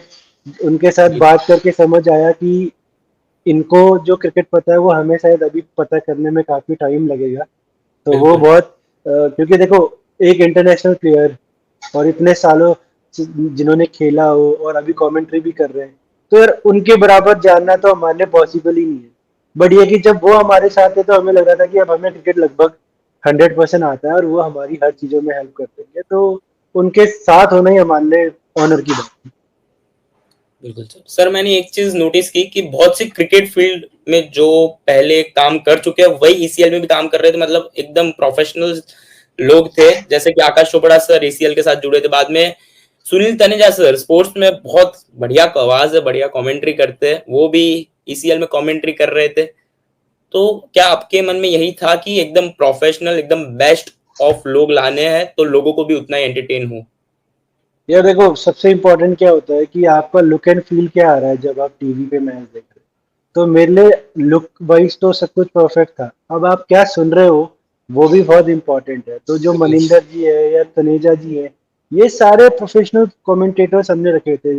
तो अगर आप देखोगे तो जितने भी कमेंटेटर्स हमारी लीग में थे सब प्रोफेशनली इंटरनेशनल मैचेस में भी कमेंट्री करते हैं। और हमारा जो क्रिकेट के साथ छेड़छाड़ नहीं करने का जो कमिटमेंट था वो हमने कमेंट्री में भी पूरा किया। Absolutely sir. सर ईसीएल 2 भी यही इंडोर स्टेडियम में होगा कि उसके बारे में कोई ग्राउंड का थोड़ा दिमाग में देखो है यार कोई? ईसीएल 2 भी इंडोर इंडोर स्टेडियम में ही होगा। एज सच अभी हम लोगों ने डिसाइड नहीं किया है, we are searching few more options. जैसे हमारे एंड से एक फाइनल स्टेटमेंट आ जाएगा, देखो हमारी टीम काम कर रही है, जैसे हमें फाइनल हो जाएगा कि कौन से वेन्यू पे करना है हम लोग ऑफिशियली अनाउंस कर देंगे अपने पेज पे। बिल्कुल सर। सर एक, आप इतने सक्सेसफुल लीग बना चुके हैं फिलहाल, और आपको क्रिकेट की भी नॉलेज बहुत है, क्रिकेट के प्रेमी हो आप, तो आपको पता होगा कि क्रिकेट अभी फुटबॉल वे में जा रही है, जाने की कोशिश कर रही है, मतलब लीग्स को ज्यादा इंपॉर्टेंस दिया जा रहा है, और इंटरनेशनल क्रिकेट की प्रायोरिटी प्लेयर्स फिलहाल थोड़ी कम दे रहे हैं, सेंट्रल कॉन्ट्रैक्ट्स निकल रहे प्लेयर्स से, और लीग्स को ज्यादा प्रायोरिटाइज कर रहे हैं। तो एक्चुअली में आईपीएल बहुत ज्यादा सक्सेसफुल लीग है, लेकिन और कोई क्रिकेट लीग आईपीएल के लेवल को नहीं छू पाई है। जैसे कि सीपीएल है, एसए 20 है, बीबीएल है, लेकिन वो आईपीएल के लेवल को नहीं छू पाई। तो आईपीएल ने ऐसा क्या राइट किया है कि जो बाकी सारी लीग ने थोड़ा सा गलत किया और आईपीएल ने क्रैक कर लिया वो फंडा? देखो यार आईपीएल क्रैक होने का सिंपल सा रीजन है कि आईपीएल इंडिया में होता है, और इंडिया में क्रिकेट से बड़ा कुछ भी नहीं है। अगर बिल्कुल आप इंडिया में सही प्लेटफॉर्म पे सही गेम खिलाओगे, अगर अगर आप आईपीएल देखोगे तो the level of cricket is very high. ठीक है, उसको बिल्कुल मैच करना पॉसिबल नहीं है। और इंडिया में जो दीवानगी है क्रिकेट को लेके ना, बाकी सारी लीग्स अच्छा कर रही हैं बट इंडिया के बराबर अच्छा नहीं कर पाएगी, क्योंकि इंडिया की जो ऑडियंस है ना, और जो इंडिया की ऑडियंस का प्यार है क्रिकेट के लिए ना, वो अनमैचेबल है। मैं एब्सोल्युटली। आज भी बोलता हूँ कि ईसीएल अगर किसी और कंट्री में हुआ होता तो आई डोंट थिंक सो वो कभी इतना चला होता। ईसीएल के भी चलने का रीजन सिर्फ यही है कि हम लोग एक ऐसी कंट्री में बैठे हैं जहाँ पे क्रिकेट को भगवान समझा जाता है, और जो जिस लेवल का क्रिकेट वो देखना चाहते हैं, हमको अगर सिर्फ वो दिखा दिया जाए उनको, तो वो भाई हर लीग को बड़ा कर सकते हैं। तो सिर्फ आपको लीग अगर बहुत सक्सेसफुल करनी है तो वो इंडिया बेस्ट जगह है वो लीग कराने की। Absolutely sir. सर मतलब आईपीएल का बहुत मेजर योगदान है इंडियन क्रिकेट के राइज में, क्या आपको ये लगता यार है? ये इंडियन क्रिकेट की राइज की बात नहीं कर रहा हूँ, मैं कह रहा हूँ इंटरनेशनली भी अगर आप देखोगे तो जितनी लीग्स बन रही है और जितने भी लीग्स में अगर कमर्शियलाइज हो पा रही है, जो लोग शायद इंटरनेशनल डेब्यू नहीं कर पा रहे वो भी जाके डिफरेंट डिफरेंट कंट्रीज में अपने गेम्स खेल पा रहे हैं जस्ट बिकॉज कि आईपीएल जैसी एक लीग बनी। इसके बाद बहुत सारी लीग्स कॉपी हुई, बहुत सारी लीग्स बनी मार्केट में, और वो लीग्स बनते बनते अब हर देखो यार, to be to be very honest, अगर कोई परफॉर्म कर रहा है और वो उसको पैसों में कन्वर्ट कर पा रहा है तो मेरे को लगता है कि इससे बेस्ट कुछ नहीं है। क्योंकि यार देखो एक स्पोर्ट्समैन बहुत मेहनत करता है, ठीक है, उसकी बहुत मेहनत होती है इंटरनेशनल डेब्यू करना, उसके बाद डोमेस्टिक खेलना भी बहुत बड़ी बात है। इंडिया में तो बहुत बड़ी बात है आज की डेट में, जहाँ पे लेवल ऑफ क्रिकेट इतना हाई हो गया कि नॉर्मल प्लेयर्स के लिए तो जगह ही नहीं है। बट अगर आप देखोगे तो बहुत एक्स्ट्रा ऑर्डिनरी प्लेयर्स भी जो इंडिया के लिए डेब्यू नहीं कर पा रहे वो बाहर जाके डिफरेंट डिफरेंट लीग्स खेल के एटलीस्ट पैसा कमा पा रहे हैं। तो यार एटलीस्ट ये होना बहुत जरूरी है, और ये तभी हो पाया क्योंकि इंडिया में आईपीएल आया। आईपीएल ने जो गेम चेंज किया, मतलब फाइनेंशियली भी जो गेम चेंज किया ना, वो सबके लिए बहुत बढ़िया रहा। वो ब्रांड्स के लिए बढ़िया रहा, वो व्यूवर्स के लिए बढ़िया रहा, और साथ के साथ प्लेयर्स के लिए भी बहुत बढ़िया रहा। तो मुझे लगता है कि ऐसी लीग्स होनी बहुत जरूरी है। क्योंकि आईपीएल की टीम्स एक्चुअली एक इकोसिस्टम वो भी बना रहे हैं, क्योंकि ऐसे 20 में मुंबई इंडियंस अपनी टीम ले रही है, बाद में अलग अलग फ्रेंचाइज एमएलसी में चेन्नई सुपर किंग्स है ने अपनी एक टीम ली है, तो एक इकोसिस्टम बन रहा है क्रिकेट का भी।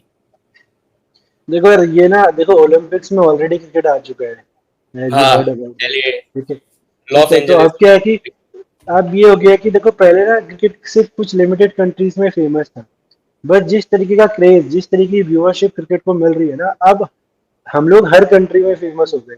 अगर आप देखोगे तो देखो, क्रिकेट एक ऐसा गेम है जिस जो बहुत इंटरेस्टिंग है। अगर आपको समझ आता है तो आप कहीं पर भी बैठ के इसको देख सकते हो। और आज की डेट में देखो यार, पहले तो क्या होता था, लिमिटेड चैनल्स पे दिखता था, आजकल तो लोग यूट्यूब पे लाइव दिखा देते हैं। बिल्कुल। ठीक है, और इतने ऑप्शन है आपके पास कि आप कहीं पर भी जाके देख सकते हो। तो यार एक एक स्पोर्ट्स जो अपने आप में इतना बड़ा है, तो उसको बड़ा करने में ऐसा प्रॉब्लम नहीं है। देखो होता क्या है, ऐसा स्पोर्ट जो छोटा हो और जिसको लोग देखना रहे हो ना, उसको फेमस करने में प्रॉब्लम आती है। क्योंकि क्रिकेट को यार फेमस करने की जरूरत ही नहीं है, क्रिकेट अपने आप में इतना फेमस है कि आई थिंक अब लोग उससे पैसा कमा रहे हैं। बिल्कुल सर। एक और चीज मैं कहना चाहूंगा कि अगर हम देखें तो आप शायद से रिसेंट टेस्ट सीरीज फॉलो कर रहे थे इंडिया वर्सेस न्यूजीलैंड की। बिल्कुल यार, मैं देख रहा हूँ, और देख के अच्छा तो नहीं लग रहा, बट अनएक्सपेक्टेड ठीक है। चीजें, क्रिकेट अनएक्सपेक्टेड चीजें हमें दिखाती है, क्योंकि किसी ने सोचा नहीं था कि इंडिया न्यूजीलैंड से हार जाएगी ये सीरीज। कोई बात भी नहीं कर रहा था, सब बीजीटी की बात कर रहे थे, बॉर्डर गावस्कर, अचानक से ये हो गया। देखो यार, इसमें पता है एक चीज और होती है जो मैं हमेशा बोलता हूँ कि क्रिकेट जो है ना, वो ऑन द स्पॉट परफॉर्मेंस का गेम है। आपके स्टैट्स कोई कोई मैटर नहीं करते कि आपके पास क्या स्टैट्स है, आपके प्लेयर्स की कितनी हंड्रेड्स है। आप सेम डे पे कैसा परफॉर्म करते हो। देखो एग्जैक्टली। न्यूजीलैंड ज्यादा बेटर परफॉर्म करी और जीत गई, सिंपल सी स्टोरी है यार। इस पे हम लोग ना हर किसी को सिर्फ ये बोल सकते हैं कि यार मे बी इंडिया का दिल नहीं था, जो नॉर्मली हम लोग बेसिक लैंग्वेज यूज करते हैं, तो बस ठीक है। और देखो यार, जिस तरीके से इंडिया परफॉर्म कर रही थी, मुझे नहीं लगता था कि ये सीरीज इंडिया किसी भी दिन हारेगी, बट वो हुआ। वो भी पॉसिबल है, देखो उसको कुछ चेंज नहीं कर सकते। एग्जैक्टली। तो सर अभी जो ईसीएल 2 के बारे में हम बात करते हैं वापस, तो ईसीएल 2 में दो नई टीम आएगी जैसा आपने बोला, क्या वो दो नई टीम कौन सी होगी वो भी फाइनलाइज हो चुका है कि वो भी ये अभी देखो सोचना? टीम्स अभी फाइनलाइज नहीं हुई है, दो नई टीमें आ रही है, दैट इज फाइनलाइज। अच्छा। उसके बाद कौन सी स्टेट या सिटी से आएंगी, that is not finalise yet. वो हम आपको मोस्टली नेक्स्ट 1 और 2 मंथ्स में रिवील कर देंगे। कैप्टन्स भी रिवील करेंगे, साथ के साथ ओनर्स भी रिवील करेंगे। तो ये एक फेज में काम चल रहा है, अभी ऑलरेडी रजिस्ट्रेशन चल रहे हैं जैसा कि आपने देखा होगा। तो अभी हम हम्म, लोग सिर्फ प्लेयर रजिस्ट्रेशन पे काम कर रहे हैं, अभी प्लेयर्स के रजिस्ट्रेशन चल रहे हैं। अगर आप हमारा पेज फॉलो कर रहे हैं तो आपको पता चलेगा कि हमारे अभी ड्राफ्ट के लिए प्लेयर रजिस्ट्रेशन चल रहा है और काफ़ी सारे अच्छा रिस्पॉन्स आ रहा है, बहुत सारे प्लेयर्स ने हमें रजिस्टर किए। तो अब उनके ट्रायल स्टार्ट होंगे नेक्स्ट मंथ, और उसके बाद फिर हम लोग देखेंगे कि इसको कैसे आगे लेके। बिल्कुल सर। सर ऑक्शन प्लानिंग भी आपने बोली कि 5 रिटेंशन एक टीम को मिलेगी 5 ही रिटेंशन मिलेगी, कैप्टन प्लस 4 प्लेयर्स होंगे। और RTM, sorry, RTM card, right to match card होगा। राइट टू मैच यार अभी इसलिए नहीं दे रहे क्योंकि ना राइट टू मैच में ना फिर आपस में ये राइवलरी दोबारा से स्टार्ट हो जाएगी, तो वो करने का लॉजिक है नहीं अभी। तो अभी हम लोग सिर्फ बेसिक्स क्लियर करके चल रहे हैं कि पहले आप रिटेन कर लो अपने 5 प्लेयर और फिर बाकी ड्राफ्ट पे आओ, और हम लोग आपको एक प्रॉपर इकोसिस्टम के थ्रू प्लेयर्स ला कर देंगे as per category we decided to play. बिल्कुल सर। ये वाला एक क्वेश्चन ये है, मुझे बस जानना है कि एक लीग, सक्सेसफुल लीग बनाने का एक ब्लूप्रिंट अगर आपको दर्शकों को बताना हो पॉइंट वाइज, एकदम पॉइंट्स में डिवाइड करके, तो क्या यार होगा? मैं जी, लीग नहीं, किसी भी प्लान को एग्जीक्यूट करने के लिए ना कम्युनिटी, सिंपल। एक कम्युनिटी बनाने का। हाँ, कम्युनिटी बनाने के लिए सिंपल सा प्लान है यार। देखो, सबसे पहले तो आपके पास राइट टीम होनी चाहिए जिस पे आप 100% ट्रस्ट कर सकें। सेकंड, आपका एग्जीक्यूशन बहुत स्ट्रांग होना चाहिए क्योंकि देखो, आइडियाज आज ना इंडिया के हर दूसरे लोगों के पास है। बस उसको एग्जीक्यूट करने के लिए जब तक आपके पास राइट पीपल नहीं होंगे आपके साथ, तो वो आप एग्जीक्यूट नहीं कर सकते। तो सबसे इम्पोर्टेंट है कि आपके पास राइट पार्टनर्स होने चाहिए, राइट टीम होनी चाहिए और राइट टाइमिंग होनी चाहिए। देखो, हर चीज का ना होने की एक टाइमिंग होती है। अगर आप टाइमिंग से पहले करना चाहोगे तो भी नहीं होगा, और टाइमिंग के बाद करना चाहोगे तो भी नहीं होगा। वो परफेक्ट टाइमिंग मैच करनी चाहिए। और हमारे साथ ये तीनों चीजें ऑन पॉइंट रही तब जाके हम ये लीग खड़ी कर सके। और उसके बाद जो रेस्पॉन्स रहा ऑडियंस का वो काफी अच्छा रहा, क्योंकि हम लोगों को समझ आया कि आज की डेट में क्रिकेट लोग देखना चाहते हैं और अपने कंटेंट क्रिएटर्स को देखना चाहते हैं। दोनों हम लोगों ने साथ इकट्ठा कर दिए, तो वो ज्यादा बेटर हो गया। बिल्कुल सर। आप क्रिकेट फैन तो हो ही, तो आपको 29 जून 2024 T20 world cup winning India का क्या माहौल था आपके घर पे? यार देखो, मैं थोड़ा ना एक्सप्रेस कम करता हूँ चीजों को। अच्छा। ठीक है, बट कभी कभी क्या होता है ना, कुछ कुछ मोमेंट ऐसे होते हैं जहाँ पर आप चाह कर भी अपने आप को रोक नहीं सकते हो। तो मेरे लिए हमेशा से कुछ मोमेंट्स लाइफ में ऐसे रहे जहाँ पे मैं ओवर एक्साइटेड हुआ हूँ। नॉर्मली मैं नहीं होता हूँ, मैं बहुत कम रिएक्ट करता हूँ। बट उस दिन मेरे लिए यार, वो दिन मतलब ऐसा था जिस दिन मुझे समझ आया कि जो प्यार हम लोग क्रिकेट से करते हैं, तो जो इंडिया को रिप्रेजेंट कर रहे हैं, उनका प्यार किस लेवल का होगा। और जब वो आप वर्ल्ड वाइड कोई ऐसा टूर्नामेंट जीतते हो ना, तो देखो यार, जब हम लोग नॉर्मल सोसाइटी के टूर्नामेंट जीतते हैं ना, तो हम लोग बहुत एक्साइटेड होते हैं, बहुत सेलिब्रेट बिल्कुल। भी करते हैं। बट उस दिन जब विराट कोहली रोया, या फिर हार्दिक पांड्या रोया, या फिर रोहित शर्मा ने मिट्टी हाँ। उठा के मुंह पे डाली, भाई वो मेरे लिए एक ऐसा पॉइंट था जहाँ पे मेरे को समझ आया। और मेरी आंखों से अपने आप इसलिए भी आंसू निकले कि मेरे को समझ, क्योंकि मैं उन्नीस कनेक्ट कर पा नवंबर रहा के भी थोड़े से दिन याद आए उस दिन की, यार कहाँ पे था, कहाँ पे सब लोग दुखी थे, और अचानक से 29 जून आया और सब खुश हुए। मतलब हूँ। यार स्पोर्ट देखो, अनप्रेडिक्टेबल है बहुत ज्यादा। ये तो अनप्रेडिक्टेबल है यार, इसका तो कुछ कर ही नहीं सकते। बट वही है कि जब आप क्रिकेट देखते हो और समझते हो ना, तो आपको समझ आता है कि यार ये इमोशंस का गेम है। यहाँ बिल्कुल। पे ना इमोशंस हमेशा पीक पे रहते हैं, इधर राइवलरी को हो या जीतने के हो। तो मेरे लिए तो यार इमोशंस इतने हाई होते हैं जब मैं खेल रहा होता हूँ, या जब मैं इंडिया को किसी इंपॉर्टेंट मैचेस में खेलते हुए देखता हूँ। तो मेरे लिए उस दिन मेरे को कहीं जाना था, मैंने वो अवॉइड किया। मैंने कहा यार मैं मैच देखूंगा आज पूरा, और पूरा मैच देखना मेरे लिए मतलब, मेरे लिए वो सपना था कि यार चलो यार, ये देख के ना यार समझ आया कि भाई इससे बेटर कुछ नहीं हो सकता। Exactly exactly. सर आप आईपी इन्फ्लुएंसिंग मार्केटिंग एजेंसी के भी को फाउंडर है, तो थोड़ी सी अभी इन्फ्लुएंसिंग दुनिया के भी बारे में हम बातें करेंगे।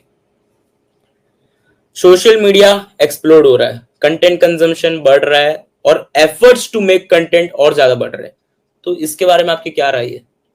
यार मेरे को जितना समझ आता है ना, कि अभी दो चीजें हो रही है। एक तो क्वालिटी कंटेंट जो है ना वो बढ़ रहा है, बट साथ के साथ कंटेंट बहुत सारा कंटेंट भी मार्केट में आ रहा है। देखो जब अगर आप बात करोगे ना कि कौन सा कंटेंट मार्केट में टिका रहेगा, वो सिर्फ वही मार्केट में रहेगा जिसका कंटेंट जो है उसमें quality day by day improve हो। ठीक है। बिल्कुल अगर अभी आप देखोगे ना वायरलिटी बढ़ती जा रही है, लोग बहुत जल्दी वायरल हो रहे हैं, बट मुझे लगता है कि उस पे ना जाके हमको कंटेंट पे काम करना चाहिए कि हमारा कंटेंट लॉन्ग टर्म फॉर्म में चलना चाहिए, क्योंकि वायरल होना आज की डेट में बहुत ईजी है। आप कुछ भी उठपटांग हरकत करो के करके वायरल हो सकते हो। अभी मैं लास्ट 2-3 दिन पहले कुछ टीवी के पुराने एक्टर्स के साथ था।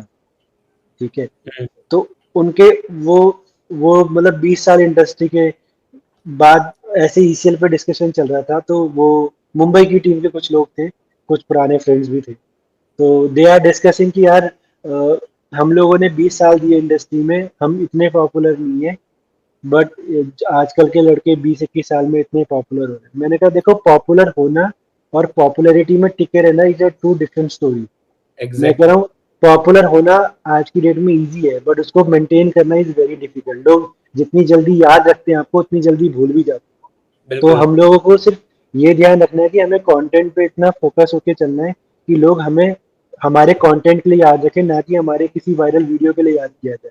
That is more important for me as a social media agency, जहाँ पर मैं भी आज की डेट में सिर्फ उन लोगों के साथ काम करता हूँ जिनका कंटेंट मुझे पसंद आता है, और वही लोगों के साथ मैं लॉन्ग टर्म में। बिल्कुल, आपने जो बोला कि आपके एक वीडियो को लोग याद ना रखे, उल्टे का आपको भी एज ए इन्फ्लुएंसर लोग याद रखे, वैसा हमें काम करना चाहिए। तो ऐसे में मेरे पास भी बहुत अच्छे अच्छे एग्जांपल्स है, जैसे कि आशीष चंचलानी, हाल ही में कोई वीडियो आया नहीं है उनका, बट फिर भी लोग हाइप अप है कि कब नेक्स्ट वीडियो आएगा, कब नेक्स्ट वीडियो आएगा। तो वो भी ओजी इन्फ्लुएंसर जैसे कि। तो मैं एक और चीज आपको इसी के माध्यम से कहना चाहता हूँ कि सर, कंटेंट बनाने के एफर्ट्स बहुत ज्यादा बढ़ रहे हैं। अभी हाल ही में 3 दिन पहले शायद से कैरी मिनाटी ने एक वीडियो डाला जिसमें सारे यूट्यूबर्स, इंडियन यूट्यूब का सबसे बड़ा कॉलैब उन्होंने बना दिया। सारे यूट्यूबर्स, मिस्टर बीस्ट को भी वो लेके आ गए, और उन्होंने बोला कि इसके पीछे 100 लोगों की टीम लगी है, वो एडिटिंग वो सब करने में। तो एफर्ट्स इतने ज्यादा बढ़ रहे हैं, इसके बारे में आपका क्या कहना है? देखो यार, जिस लेवल पे कैरी मिनाटी है ना, उसको उस लेवल का कंटेंट बनाने की जरूरत पड़ेगी ही पड़ेगी, क्योंकि देखो सीधी सी बात है, जितने भी ओजी क्रिएटर्स है ना, वो लोग फेमस हुए हैं अपने रियल कंटेंट की वजह से। तो उनका कंटेंट पे वैसे भी बहुत अच्छा होल्ड है। तो मुझे लगता है कि यार वो लोग तो हमेशा से अच्छा कंटेंट ही बनाते जा रहे हैं, और वो लोग कंटेंट की वजह से जाने जाते हैं। खुद भी बहुत फेमस हो गए, बट उनका कंटेंट आज भी मार्केट में चल रहा है जस्ट बिकॉज कि वो कंटेंट अच्छा क्रिएट करते थे। वो वायरलिटी पे ना जाके वो फोकस करते हैं कि उनका कंटेंट अच्छा होगा तो वो लॉन्ग टर्म चलता रहेगा। देखो अगर आप देखोगे तो बहुत सारी वीडियोस बहुत लेट वायरल होगी। यस। उसका भी रीजन है क्योंकि कंटेंट अच्छा तभी तो मार्केट में फ्लोट कर रहा है ना। तो कंटेंट अच्छा रहेगा ना, तो यार वो अपने आप ही वायरल हो जाएगा, आज नहीं तो कल। उसके लिए उसको टाइमलाइन पे आज फेमस होने की जरूरत नहीं है। और ओजी क्रिएटर्स है यार, इनको पता है कैसे कंटेंट पे खेलना है, और आई डोंट थिंक सो उनसे बेटर कोई जानता भी है कंटेंट। सर, क्या ऐसा प्रेशर होता है कि समझो अगर मैंने 2 महीने से कोई वीडियोस नहीं डाले, बाद में मैं अगर प्रेशर प्रेशर में वीडियो डालूंगा तो वो वीडियो का वो आउटपुट ही नहीं आएगा जो एक्चुअली में मैं अच्छी वीडियो ही नहीं बना पाऊंगा। मतलब अगर मैं प्रेशर प्रेशर में बस डालने के लिए मैं वीडियो डाल रहा हूँ 2 महीने बाद, क्या ये सही बात देखो है? यार, मेरे को जितना समझ आया ना कि कोई अगर अच्छा कंटेंट क्रिएटर होगा ना, तो वो ये नहीं देखेगा कि यार मैं कितने फ्रीक्वेंटली वीडियोस डाल रहा हूँ। अब अगर मैं बात करता हूँ भुवन बाम की, तो ढिंडोरा के बाद उनका ताजा खबर आया, फिर ताजा खबर 2 आया, उसके बीच में ऐसा उन्होंने ऐसा कोई वीडियोस नहीं डाली। बिल्कुल। ठीक है। बट उनको पता था ना कि मैं जिसके लिए मेहनत कर रहा हूँ वो अपने आप में एक बहुत बड़ी चीज है। तो देखो यार, अच्छी चीज बनने में टाइम लगता है, किसी भी बढ़िया कंटेंट को बनाने में टाइम लगता है। तो वो टाइमलाइन के ऊपर तो कुछ बात ही नहीं है। अगर आप कंटेंट अच्छा बना रहे हो तो इट विल टेक टाइम, और अच्छे कंटेंट के लिए मेहनत भी उतनी लगेगी। तो वो बिल्कुल। टाइमिंग का ऐसा कोई इशू नहीं। अगर आप अच्छा कंटेंट बना के दोगे तो ऑडियंस आपका कंटेंट देखेगी देखेगी यार, उसमें कोई प्रॉब्लम बिल्कुल सर, अभी आपने भुवन बाम पे बात की, नेक्स्ट क्वेश्चन उन्हीं को लेके था। यू अभी जो कंटेंट क्रिएटर्स की रीच है वो लिमिटेड रीच नहीं है, अभी वो बढ़ रही हो रीच। बहुत से कंटेंट क्रिएटर्स टीवी चैनल्स में आ रहे हैं, काम कर रहे हैं, और बहुत से कंटेंट क्रिएटर्स, भुवन बाम मतलब खुद का ताजा खबर उन्होंने सीजन 2 आ रहा है अभी, ताजा खबर का बहुत ही अच्छे अच्छे रिव्यूज आ रहे हैं। तो आप क्या कहना चाहेंगे कि रीच लिमिटेड नहीं, अभी वो बढ़ रही है रीच? कंटेंट ये क्रिएशन देखो, की? मैं सबसे पहले बता दूं, मैं ना कंटेंट लवर हूँ और मैं बहुत ज्यादा कंटेंट कंज्यूम करता हूँ, डिफरेंट डिफरेंट कंट्रीज का, डिफरेंट डिफरेंट जॉनर का। तो मेरे बिल्कुल को समझ आ गया कि यार हमारे इंडिया में जो कंटेंट बनता है ना, उसका कोई तोड़ नहीं। मैं बिल्कुल सच बताऊं तो मैं इंडिया का कंटेंट ज्यादा देखता हूँ, मैं बाहर का कंटेंट मेरे को उसके सामने बहुत हल्का लगता है, सेम। कुछ लेवल्स पे, और कुछ कुछ जगहों पे बाहर का कंटेंट बहुत बढ़िया है, उसको हम लोग मैच नहीं कर सकते क्योंकि वो बजट्स हमारे पास है ही नहीं। बट अगर क्रिएटिविटी की बात की जाए ना, तो इंडिया से ज्यादा क्रिएटिविटी किसी के पास नहीं है। The way they are making content, that is a very different. और भुवन बाम का तो मैं खुद बहुत बड़ा फैन हूँ, टू बी वेरी फ्रैंक। अभी तक मिलने का मौका नहीं मिला, जरूर जरूर मिलेंगे जल्दी। ठीक है। तो उनका कंटेंट तो मुझे पहले दिन से ही समझ आता है कि यार इस बंदे को तो कंटेंट बहुत बढ़िया समझ आता है, और जिस लेवल का कंटेंट वो बनाते हैं। देखो, डिडोरा, ताजा खबर 2 मैंने जिस दिन रिलीज हुआ उसी दिन देखा, और मैं एक वन गो में देखने वाला आदमी हूँ, क्योंकि मुझे जब कंटेंट समझ आता है तो मैं पूरा एक साथ देखता हूँ। मैं मतलब मैं अपने आप को रोक भी नहीं पाया कि मैं बीच में छोड़ के चला जाऊँ। मैंने पूरा पूरा एक बारी में देखा, और उसके बाद मुझे लगा कि यार ये इससे बेटर नहीं हो सकता। मे बी ये बात उनको बहुत लोगों ने बोली होगी कि यार बहुत बढ़िया सीरीज बनी है, but the way he acted, the way जो परफॉर्मेंस थी बाकी एक्टर्स की, जो राइटिंग थी, जो जो क्या कहते हैं डायरेक्शन था, वो भाई नेक्स्ट लेवल है। और मैं जितना जिस लेवल का कंटेंट देखता हूँ ना, मेरे को कुछ कंटेंट जैसे, अगर मैं बात करूँ ना, तो मेरे लिए स्पेशल ऑप्स करके हॉटस्टार में बहुत बढ़िया स्टोरी है। फ्रीलांसर करके एक बढ़िया स्टोरी है। पहले हम लोग हॉलीवुड में देखते थे इस टाइप की सीरीज, हाँ बट बिल्कुल। जब से वो इंडिया में आने लगा है ना, तो मुझे समझ आया कि यार इंडियन ऑडियंस को क्या देखना है, वो इनको पता है। और the level of content they are creating ना, दैट इज अ डिफरेंट। भाई मैं तो मानता हूँ कि ओजी क्रिएटर्स को ओजी इसीलिए भी बोला जाता है कि उनको कंटेंट हम लोगों से बेटर समझ आता वही। आशीष से मिले सर आप? है। यार आशीष से भी मेरा मिलना नहीं हो पाया, मतलब मैं, कुछ लोग हैं जो मतलब अभी हैं जिनसे नहीं। देखो यार, मैं ना थोड़ा, क्या होता है, जो पार्टीज होती है ना, क्रिएटर पार्टीज, उसमें इतना जाता नहीं। अच्छा। तो कंटेंट क्रिएटर से मिलना तभी हो पाता है जब कोई बहुत पर्सनल गेट टुगेदर हो, तब जाके शायद मिल सकते हैं। बट ठीक है, अभी यार इंडस्ट्री बहुत छोटी है, अब तो मिलते ही रहेंगे किसी ना किसी से। बिल्कुल सर, फुकरा इंसान तो आपके बहुत अच्छे दोस्त है, अभिषेक मलान। तो हम्म। उनके वीडियोस अगर आप देखो तो उनके सेटअप मतलब बहुत महंगा लगता है। वो सारे यूट्यूबर्स को भी अपने चैनल पे इनवाइट करते हैं, अलग अलग चैलेंजेस करते हैं। तो एक वीडियो में कितना खर्चा आता होगा, मतलब एवरेज यार देखो, कितना एक? खर्चा तो मैं क्या ही बताऊँ उसका खर्चा, बट ये है कि यार अभिषेक मलान को ना कंटेंट से प्यार है। तो वो बिल्कुल ना कंटेंट के लिए पैसा नहीं देखता कि कितना पैसा लगाना है। और जितना मुझे समझ आता है, क्योंकि एक वीडियो हमने भी साथ में करी थी, तो हमारी प्रोडक्शन कॉस्ट ही 30-40 लाख रुपए। 30-40 लाख? क्योंकि सीरीज ऑफ कंटेंट बनाते हैं ना, वो एक एक वीडियो अच्छा। थोड़ी बनाता है, वो उसके उसके लिए एक एक कॉन्सेप्ट पे काम करना है। देखो, मिनिमम 5-10 लाख तो आजकल बहुत नॉर्मल खर्चा है। और जिस लेवल का प्रोडक्शन वो करता है, जिस लेवल की चीजें वो करता है, उस पे पैसा लगता है यार। और जो चैलेंज वीडियोस देखने में बहुत इजी लगते हैं, उसके पीछे जो बैक एंड टीम है, वो जो मेहनत करती है, जो पैसा लगता है, जो एग्जीक्यूशन लगता है, वो बहुत डिफिकल्ट है यार। मैं बस एक दिन उसका शूट देखने गया हूँ, और मुझे समझ आया कि यार इतनी मेहनत एक वीडियो को बनाने के लिए। और ये रीजन है कि इस वजह से उसको व्यूज भी मिल रहे हैं, और हमेशा एग्जैक्ट। ट्रेंडिंग पे रहता है, टॉप पे रहता है। और देखो, उसके लिए क्रिएटिव माइंड होना भी बहुत जरूरी है। देखो, इतनी क्रिएटिविटी तभी आ रही है ना, जब आप अच्छी वीडियोस बना रहे हो, आपकी वीडियोस अच्छा परफॉर्म कर रही है। तो यार अभिषेक तो यार मेहनत करता है और अच्छी वीडियोस बनाता दोनों भाई, बल्कि अभिषेक और निश्चय दोनों, पूरे है। फैमिली देखो, उनकी कंटेंट निश्चय ओजी लिस्ट में आ जाता है। मैंने कहा ना, ओजी क्रिएटर्स को बताने की जरूरत नहीं है कि कंटेंट क्या है। देखो, उनसे बेटर ना कंटेंट कोई जानता भी नहीं। देखो, आज की डेट में तो एक दो लोग होंगे जिन्होंने वायरल कर दी अपनी कुछ चीजें, बट compete करना इज डिफरेंट स्टोरी यार। अगर मेरे को आप बोलोगे, तो मैं आज भी ओजी क्रिएटर जितने भी है ना, उनका कंटेंट देखने इंटरेस्टेड हूँ, क्योंकि उनका कंटेंट एक्चुअल में अच्छा होता है, और उनको समझ भी आता है कि कंटेंट में कर क्या रहे हैं। अभी अगर हम कंटेंट कंजम्पशन की बात करें तो अगर किसी एक पर्टिकुलर चीज का कंटेंट कंजम्पशन एकदम बूम हुआ है तो वो है पॉडकास्ट। पॉडकास्ट मतलब बहुत ज्यादा लोग कंज्यूम कर रहे हैं, बहुत ज्यादा। मैं खुद बहुत सी पॉडकास्ट कंज्यूम करता हूँ, जैसे कि राज शमामी की पॉडकास्ट में देखता हूँ, रणवीर अलाहाबादिया की पॉडकास्ट देखता हूँ। सो अचानक से इंडिया में क्या हुआ है कि ये पर्टिकुलर फील्ड या निश को लेके इतना ज्यादा एक्सप्लोजन हुआ है?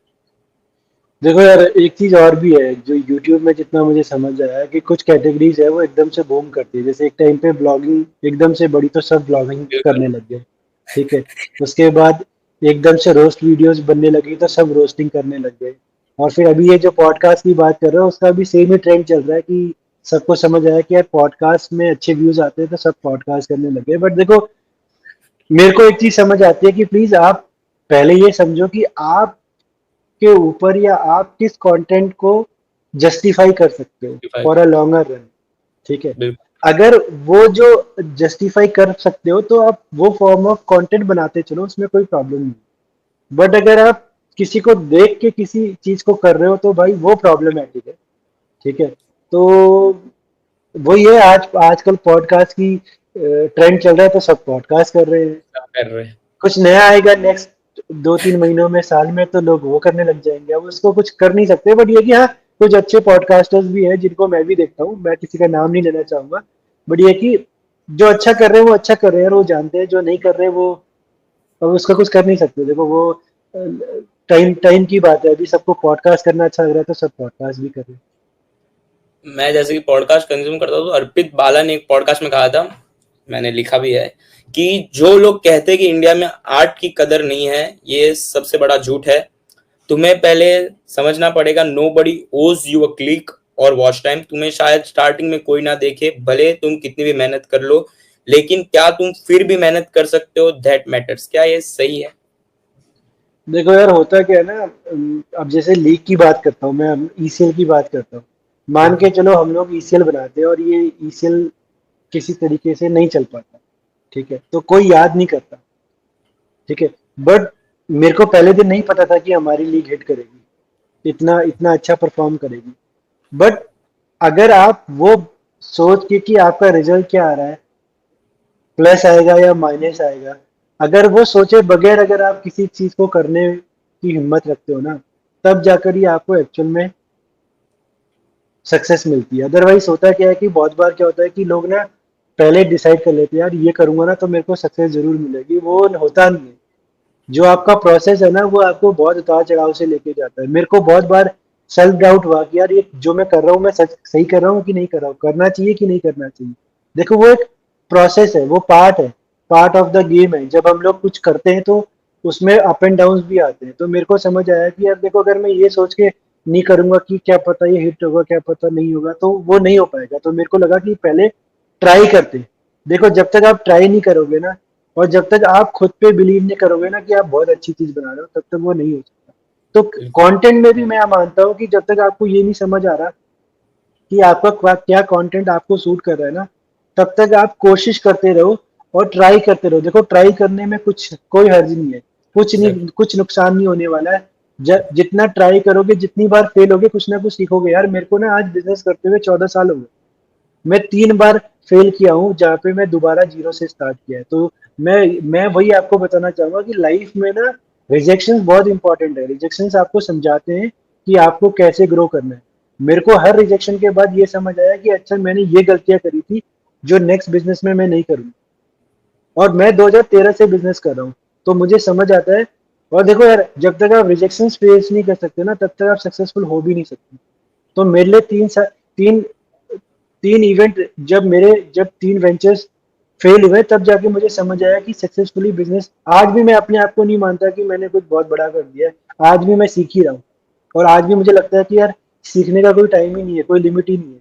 बस ये है कि आज चीजें कुछ अच्छी हो रही है तो लोगों को समझ आ रहा है कि यार इन्होंने ये कर दिया। बट उससे पहले जो स्टोरी है ना वो बहुत डिफरेंट है। तो बहुत सारी जगहों पे हमने फेल भी किए। तो वो बहुत जरूरी है लाइफ में। जब तक आप फेल नहीं करोगे तब तक आपको एक्चुअल सक्सेस के बारे में नहीं पता चलता। बिल्कुल सर। सर, क्या ये कंटेंट क्रिएशन की जो इंडस्ट्री होती है उसमें अगर हम कह सकते हैं कि नंबर्स को देख के मत घुसो, उससे अच्छा जो आप काम कर रहे हो पहले वो करो, और बाद में अगर वो काम वर्कआउट कर जाता है, बाद में आप नंबर्स के बारे में सोच सकते हो, बट पहले एंटर नंबर्स को सोच के मत करो। देखो अगर मैं बात करूँ ना, जितने भी बड़े क्रिएटर्स बने हैं ना, उनके नंबर स्टार्टिंग के 2 सालों में कुछ भी नहीं थे। बट वो जो कंटेंट क्रिएशन था ना वो उनका पैशन था, वो उनके लिए फुल टाइम जॉब। तो उन्होंने ये नहीं सोचा कि आज मेरे नंबर्स नहीं आ रहे तो मैं बंद कर दूं। बहुत Exactly. लोगों ने बंद भी किया। मैं आपको वही बता रहा हूँ कि जो सक्सेस स्टोरीज है ना वो बहुत कम है। अगर आप बोलोगे ना कि सिर्फ 10 लोगों के नाम आप जानते हो, 10 लाख लोगों ने कंटेंट बना के छोड़ दिया क्योंकि उनसे वो हुआ नहीं। तो वो जो क्या कहते हैं टिके रहने की जो मेहनत है ना यार, वही आपको बड़ा बनाती है। मैंने बोला ना वायरल होना बहुत बहुत इंपॉर्टेंट नहीं है, वो टिके रहना बहुत इंपॉर्टेंट है। ठीक है, रहना बहुत। कंटेंट और कंटेंट क्रिएशन तो ऐसा है कि भाई आपसे बेटर कंटेंट क्रिएटर कल की डेट में किसी भी दिन आ सकता है, बट आप कितने कंसिस्टेंट हो वो डिफाइन करेगा कि आपकी सक्सेस। बिल्कुल सर। सर तो अभी कंटेंट क्रिएशन की बातों को हम एंड करेंगे, लेकिन उससे पहले मेरे को एक चीज जाननी है, इसमें होप्स आप डिप्लोमेटिक ना हो। अभी के लिए आपको इंडिया में सबसे बेस्ट कंटेंट क्रिएटर कौन लगता है, जो कि बहुत एस्पायरिंग कंटेंट क्रिएटर हो या बहुत ग्रेट डूइंग कर रहा है, वो एकदम अच्छे से कंटेंट बना रहा है? एक का ही नाम लेना है सर। ये टू बी वेरी फ्रैंक ना, मैं क्या है ना यूट्यूब वीडियोस ज्यादा देखता नहीं हूँ, ठीक है, हम्म। मतलब बहुत ज्यादा नहीं देखता हूँ। बट जो मेरे को कंटेंट समझ आ रहा है आज की डेट में, जो अच्छा कंटेंट बना रहा है वो पूरब जा अच्छा कंटेंट बना एग्जैक्टली सर, मैं भी यही नाम मेरे दिमाग में भी आ रहा था, एआई रहा है। और नाम दिया। एक मेरे को क्या कहते हैं वो यार, समय रैना। आज की डेट में ये दो सर लोग मुझे बहुत पसंद ये आपने मेरे को वो वाला पॉडकास्ट वाला चीज बोला, तो उसमें ही समय रैना का शायद से इंडियाज गॉट लेटेंट शो कितना पॉपुलर हो गया, एक यूट्यूब प्लेटफॉर्म में इतना पॉपुलर शो बनाना। और उन्होंने शायद से एक जोक मारा था कि पॉडकास्ट की, अभी पॉडकास्ट का ऐसा हालत है ना, सब उल्टी ऐसा कर रहे हैं, मतलब सब बना रहे हो पॉडकास्ट। उन्होंने एक जोक है। ऐसा देखो मारा था। मैं समय रैना की तरह ये बात डायरेक्टली बोल नहीं सकता हूँ, बट मैं बस सिंपल लैंग्वेज में सिर्फ ये स्टाइल ही बोलना अलग है ना, चाहूंगा। समय रैना का तो स्टाइल ही अलग है एकदम। तो वो वाली बात है। देखो मुझे कंटेंट क्रिएटर्स अभी जो पसंद है वो पूरब जाओ समय रैना बहुत पसंद है। जब भी ये लोग स्क्रीन पे आते हैं तो मैं एक बार को रुक के देख लेता मैं एग्जैक्टली यही दो नाम मेरे दिमाग में भी आ रहे थे, क्योंकि समय रहना तो अलग ही चीज कर रहे हैं, और वो ऐसी चीजें बोल देते हैं जो कि हर्टफुल होती है, बट फिर भी उनका बोलने का तरीका पता नहीं क्या है, कैसे बोलते वो हर्ट करती नहीं है आदमी को। तो सर अभी एक फन सेगमेंट है, पहले तो एक चीज और पूछनी थी मुझे। सर ECL 2 की एक आधी चीज ऐसी बता दीजिए जो कि आप ये पॉडकास्ट के लिए बताना चाहते हैं, जिस अभी तक किसी को नहीं पता, और दर्शकों को आपको एक्साइटमेंट के लिए बतानी हो, तो एक आधी चीज। देखो यार, पहला तो ये कि बहुत सारे बड़े क्रिएटर्स आपको खेलने को दिखेंगे इस सीजन 2 में। पहला तो ये बहुत इंपॉर्टेंट अनाउंसमेंट है। अपार्ट फ्रॉम दैट, अभी मुंबई के भी काफी एक्टर्स भी इंटरेस्टेड है खेलने के लिए। तो देखो हम लोग एक गुड बंच ऑफ पीपल लेके आएंगे जो अपनी इंडस्ट्री के एंटरटेनर्स हैं। हर हर कैटेगरी के लोग आएंगे तो आपको देखने में और मजा आएगा। और इस बार 2 नई टीमें आने वाली हैं तो हो सकता है कि आपका जो व्यूइंग एक्सपीरियंस है वो और बेटर रहेगा और आपको और नॉन फेसेस देखने को मिलेंगे सीजन। बिल्कुल सर। सर अभी हम एक रैपिड फायर करेंगे, थोड़ा फन सेगमेंट होगा ये, डन लेकिन डन। उसके पहले मेरे को बस एक, as a cricket fan to a cricket fan, BGT Border Gavaskar trophy कौन जीत रहा है? यार मैं ना ऐसे प्रिडिक्शन देने वालों में से हूँ नहीं, टू बी वेरी फ्रैंक। मैं फिर भी देखो ऑब्वियस सी ऐसा बात है, हम लोग इंडिया में हैं और इंडियन क्रिकेट लवर्स है तो मैं तो हमेशा इंडिया ही बोलूंगा। बट देखो अभी क्या है कि ये जो गेम है ना ये अपन डिसाइड करेंगे जिस दिन ये स्टार्ट होगा। अभी से बोलना इस देखो, इंडिया से अच्छा परफॉर्म पिछले 5 सालों में किसी ने नहीं किया, टू बी वेरी फ्रैंक, ठीक है। बिल्कुल। तो आप देखो, मेरे हिसाब से तो इंडिया को जीतना ही है, जीतना चाहिए भी, बट अब देखो वो क्या होता है वो डिपेंड करेगा। अभी ये एक लास्ट क्वेश्चन है, इसके बाद पक्का हम रैपिड फायर करेंगे। क्या विराट का शतक आ रहा है? भाई मैं नेक्स्ट 2 या 3 इनिंग्स में विराट एक शतक तो मार रहा है, टू बी वेरी फ्रैंक, ठीक है। कभी कभी क्या होता है ना, जब आप बहुत लो फेस में जाते हो ना तो एकदम से कुछ ना कुछ अच्छा होता है। तो अभी विराट का पिछले कुछ टाइम से लो फेस चल रहा है, but still he is always a best player in best country और प्लेयर। वर्ल्ड। तो वो कुछ चेंज नहीं होने वाला। तो मे बी बहुत जल्दी एक बहुत अच्छी इनिंग आने वाली है और maybe 100। Absolutely sir. Sir चलिए अभी रैपिड फायर चालू करते हैं। According to you, who is the most impressive player of ECL season 1? यार इम्प्रेसिव है Akash Yaduvanshi. Highest run scorer थे लिख के। आयरन स्कोर। क्या खेली थी एक इनिंग्स, उन्होंने कुछ 170 रन वैसा कुछ उन्होंने मारा था, 169 runs.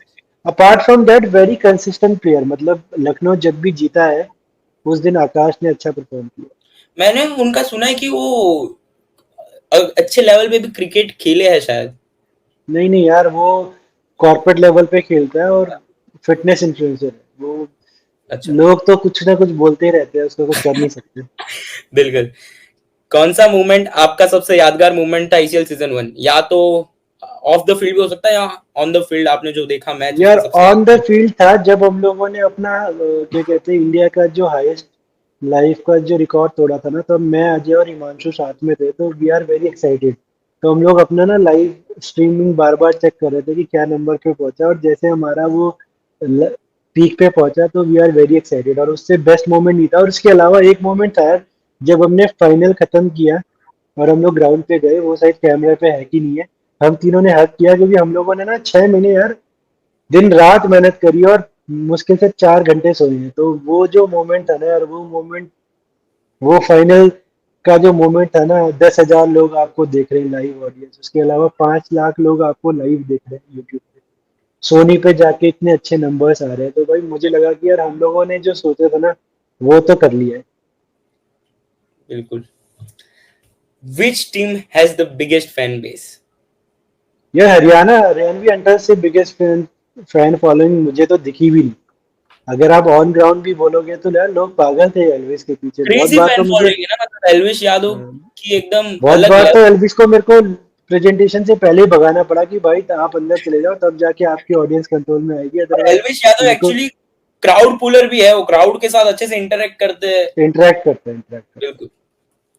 Which player had the most supporters and crazy fans? ये शायद से इसका जवाब आपने पिछले ही सवाल में दे दिया। यार इसमें ना एल्विश। एल्विस और फुकरा दोनों के, मतलब दिल्ली में अगर आप देखोगे तो एल्विस और फुकरा दोनों के बराबर ही फैन फॉलोइंग है। बट ये है कि एल्विस लोगों से कनेक्ट ज्यादा करता है, तो एल्विस के ज्यादा फैन फॉलोइंग ऑन ग्राउंड आ जाते हैं। बट फुकरा की भी अच्छी फैन फॉलोइंग आई थी यार। मैं जब फुकरा के मैचेस था तो मैं देख रहा था काफी लोग, मतलब उसको भी अच्छे से वो कर रहे थे। एक्चुअली में बेंगलोर बैशर्स और हरियाणवी हंटर्स की वॉचिंग हमेशा उन उन दोनों टीमों का जब भी मैचेस होते थे, उन दोनों की वॉचिंग हमेशा हाई रहती थी। यार दोनों के फैन फॉलोइंग्स है, दोनों के क्या कहते हैं आपस में कंपटीशन भी इतना है, हेल्दी कंपटीशन चलता रहता है, तो उसको तो बिल्कुल। रहेगा ही। Explain ECL season 1 in one word. Dream यार, for me it's dream. Absolutely. Sir अभी ये एक लास्ट गेम है, इसमें मैं एक वर्ड बोलूंगा आपको और वो आपको एक प्लेयर को डेडिकेट करना है ईसीएल के। Done done. ऐसे 5 वर्ड्स है और आपको 5 प्लेयर्स को डेडिकेट करना है। ओके। दबंग। दबंग कौन है? दबंग की कैटेगरी में आता है एल्विश यादव। एलविश यादव दबंग। दिलदार कौन है? दिलदार, दिलदार I think Abhishek Malan. Abhishek Malan. गुस्से वाला कौन है एकदम, मतलब फील्ड में भी एग्रेसिव और ऐसे भी थोड़ा गुस्से वाला, गुस्सा यार, कभी कभी ना एक्सप्रेसिव? मैंने अनएक्सपेक्टेडली, मतलब गुस्सा मेरे को अनुराग में दिखा कि अनुराग गुस्सा जल्दी करता अनुराग। है। और सबसे ज्यादा कूल कौन है एकदम? जो चिल रहता है मुनावर यार, बहुत चिल रहता है मुनावर, को लगता है ठीक है एंजॉय करने आए, इट्स ओके, हार जीत चलती रहेगी। बिल्कुल। स्टाइलिश कौन है? स्टाइलिश हमारे कैप्टन्स में, यार प्लेयर्स का भी बता स्टाइलिश तो, सकते हो आप, कोई भी। सबसे स्टाइलिश प्लेयर, यार स्टाइलिश तो यार बहुत सारे थे, सारे कुछ फैशन कंटेंट क्रिएटर्स भी थे। बट कोई अगर एक। फॉर मी अगर मैं बोलूं सबसे स्टाइलिश मुझे कोई लगा,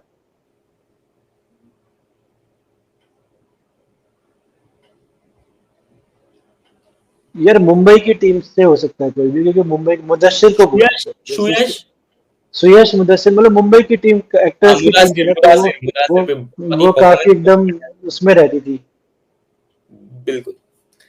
one word for upcoming ECL season 2। For me यार, अब तो ये चैलेंज है कि पहले सीजन 1 से बड़ा करना है। तो पहला तो ड्रीम था, अब चैलेंज हो गया है। तो कैसे, अब किस तरीके से इसको सुपर डुपर हिट करना है। बिल्कुल। सर बहुत मजा आया ये पॉडकास्ट में। ऐसा लगा कि एक क्रिकेट फैन बात कर रहे थे।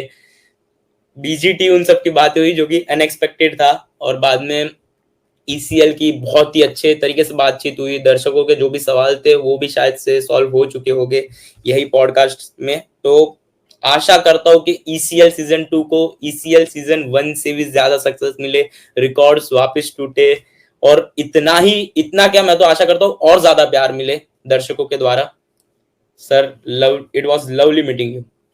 Thank you very much. और मैं यार आपकी सारी ऑडियंस को बोलना चाहूँगा कि देखो, ईसीएल को जो प्यार मिला है ना, उसके लिए बहुत बहुत थैंक यू। और मुझे एक्सपेक्टेड नहीं था कि हम इस लेवल का प्यार ऑडियंस से मिलेगा, बट उसके लिए मैं चाहूँगा कि मतलब आप हमेशा हमें सपोर्ट करो, और हम कोशिश करेंगे कि आपको हर सीज़न कुछ ना कुछ बेस्ट मोमेंट आपको दें और बेस्ट क्रिकेट कंटेंट आपको दे, जो कि आपको देखने में भी मज़ा आएगा। और एज ए क्रिकेट लवर मैं आपसे ये वादा ज़रूर करूँगा कि क्रिकेट हमेशा से अच्छा टॉप नॉच रहेगा, फॉर श्योर। बिल्कुल सर, ये तो हम आशा करते हैं कि क्रिकेट और कोई भी स्पोर्ट, बल्कि ना ही क्रिकेट, हम इंडिया में। हाँ, मतलब जो जिस भी गेम को लेके अगर हम आएँगे, वो बेस्ट क्वालिटी ऑफ गेम होगा, और बिल्कुल, उसके साथ हम लोग वो सारी फॉर्मेलिटीज़ जो इंटरनेशनल लेवल पे होती है, वो सब करेंगे। बिल्कुल sir. Thank you sir. Thank you very much. Thank you sir.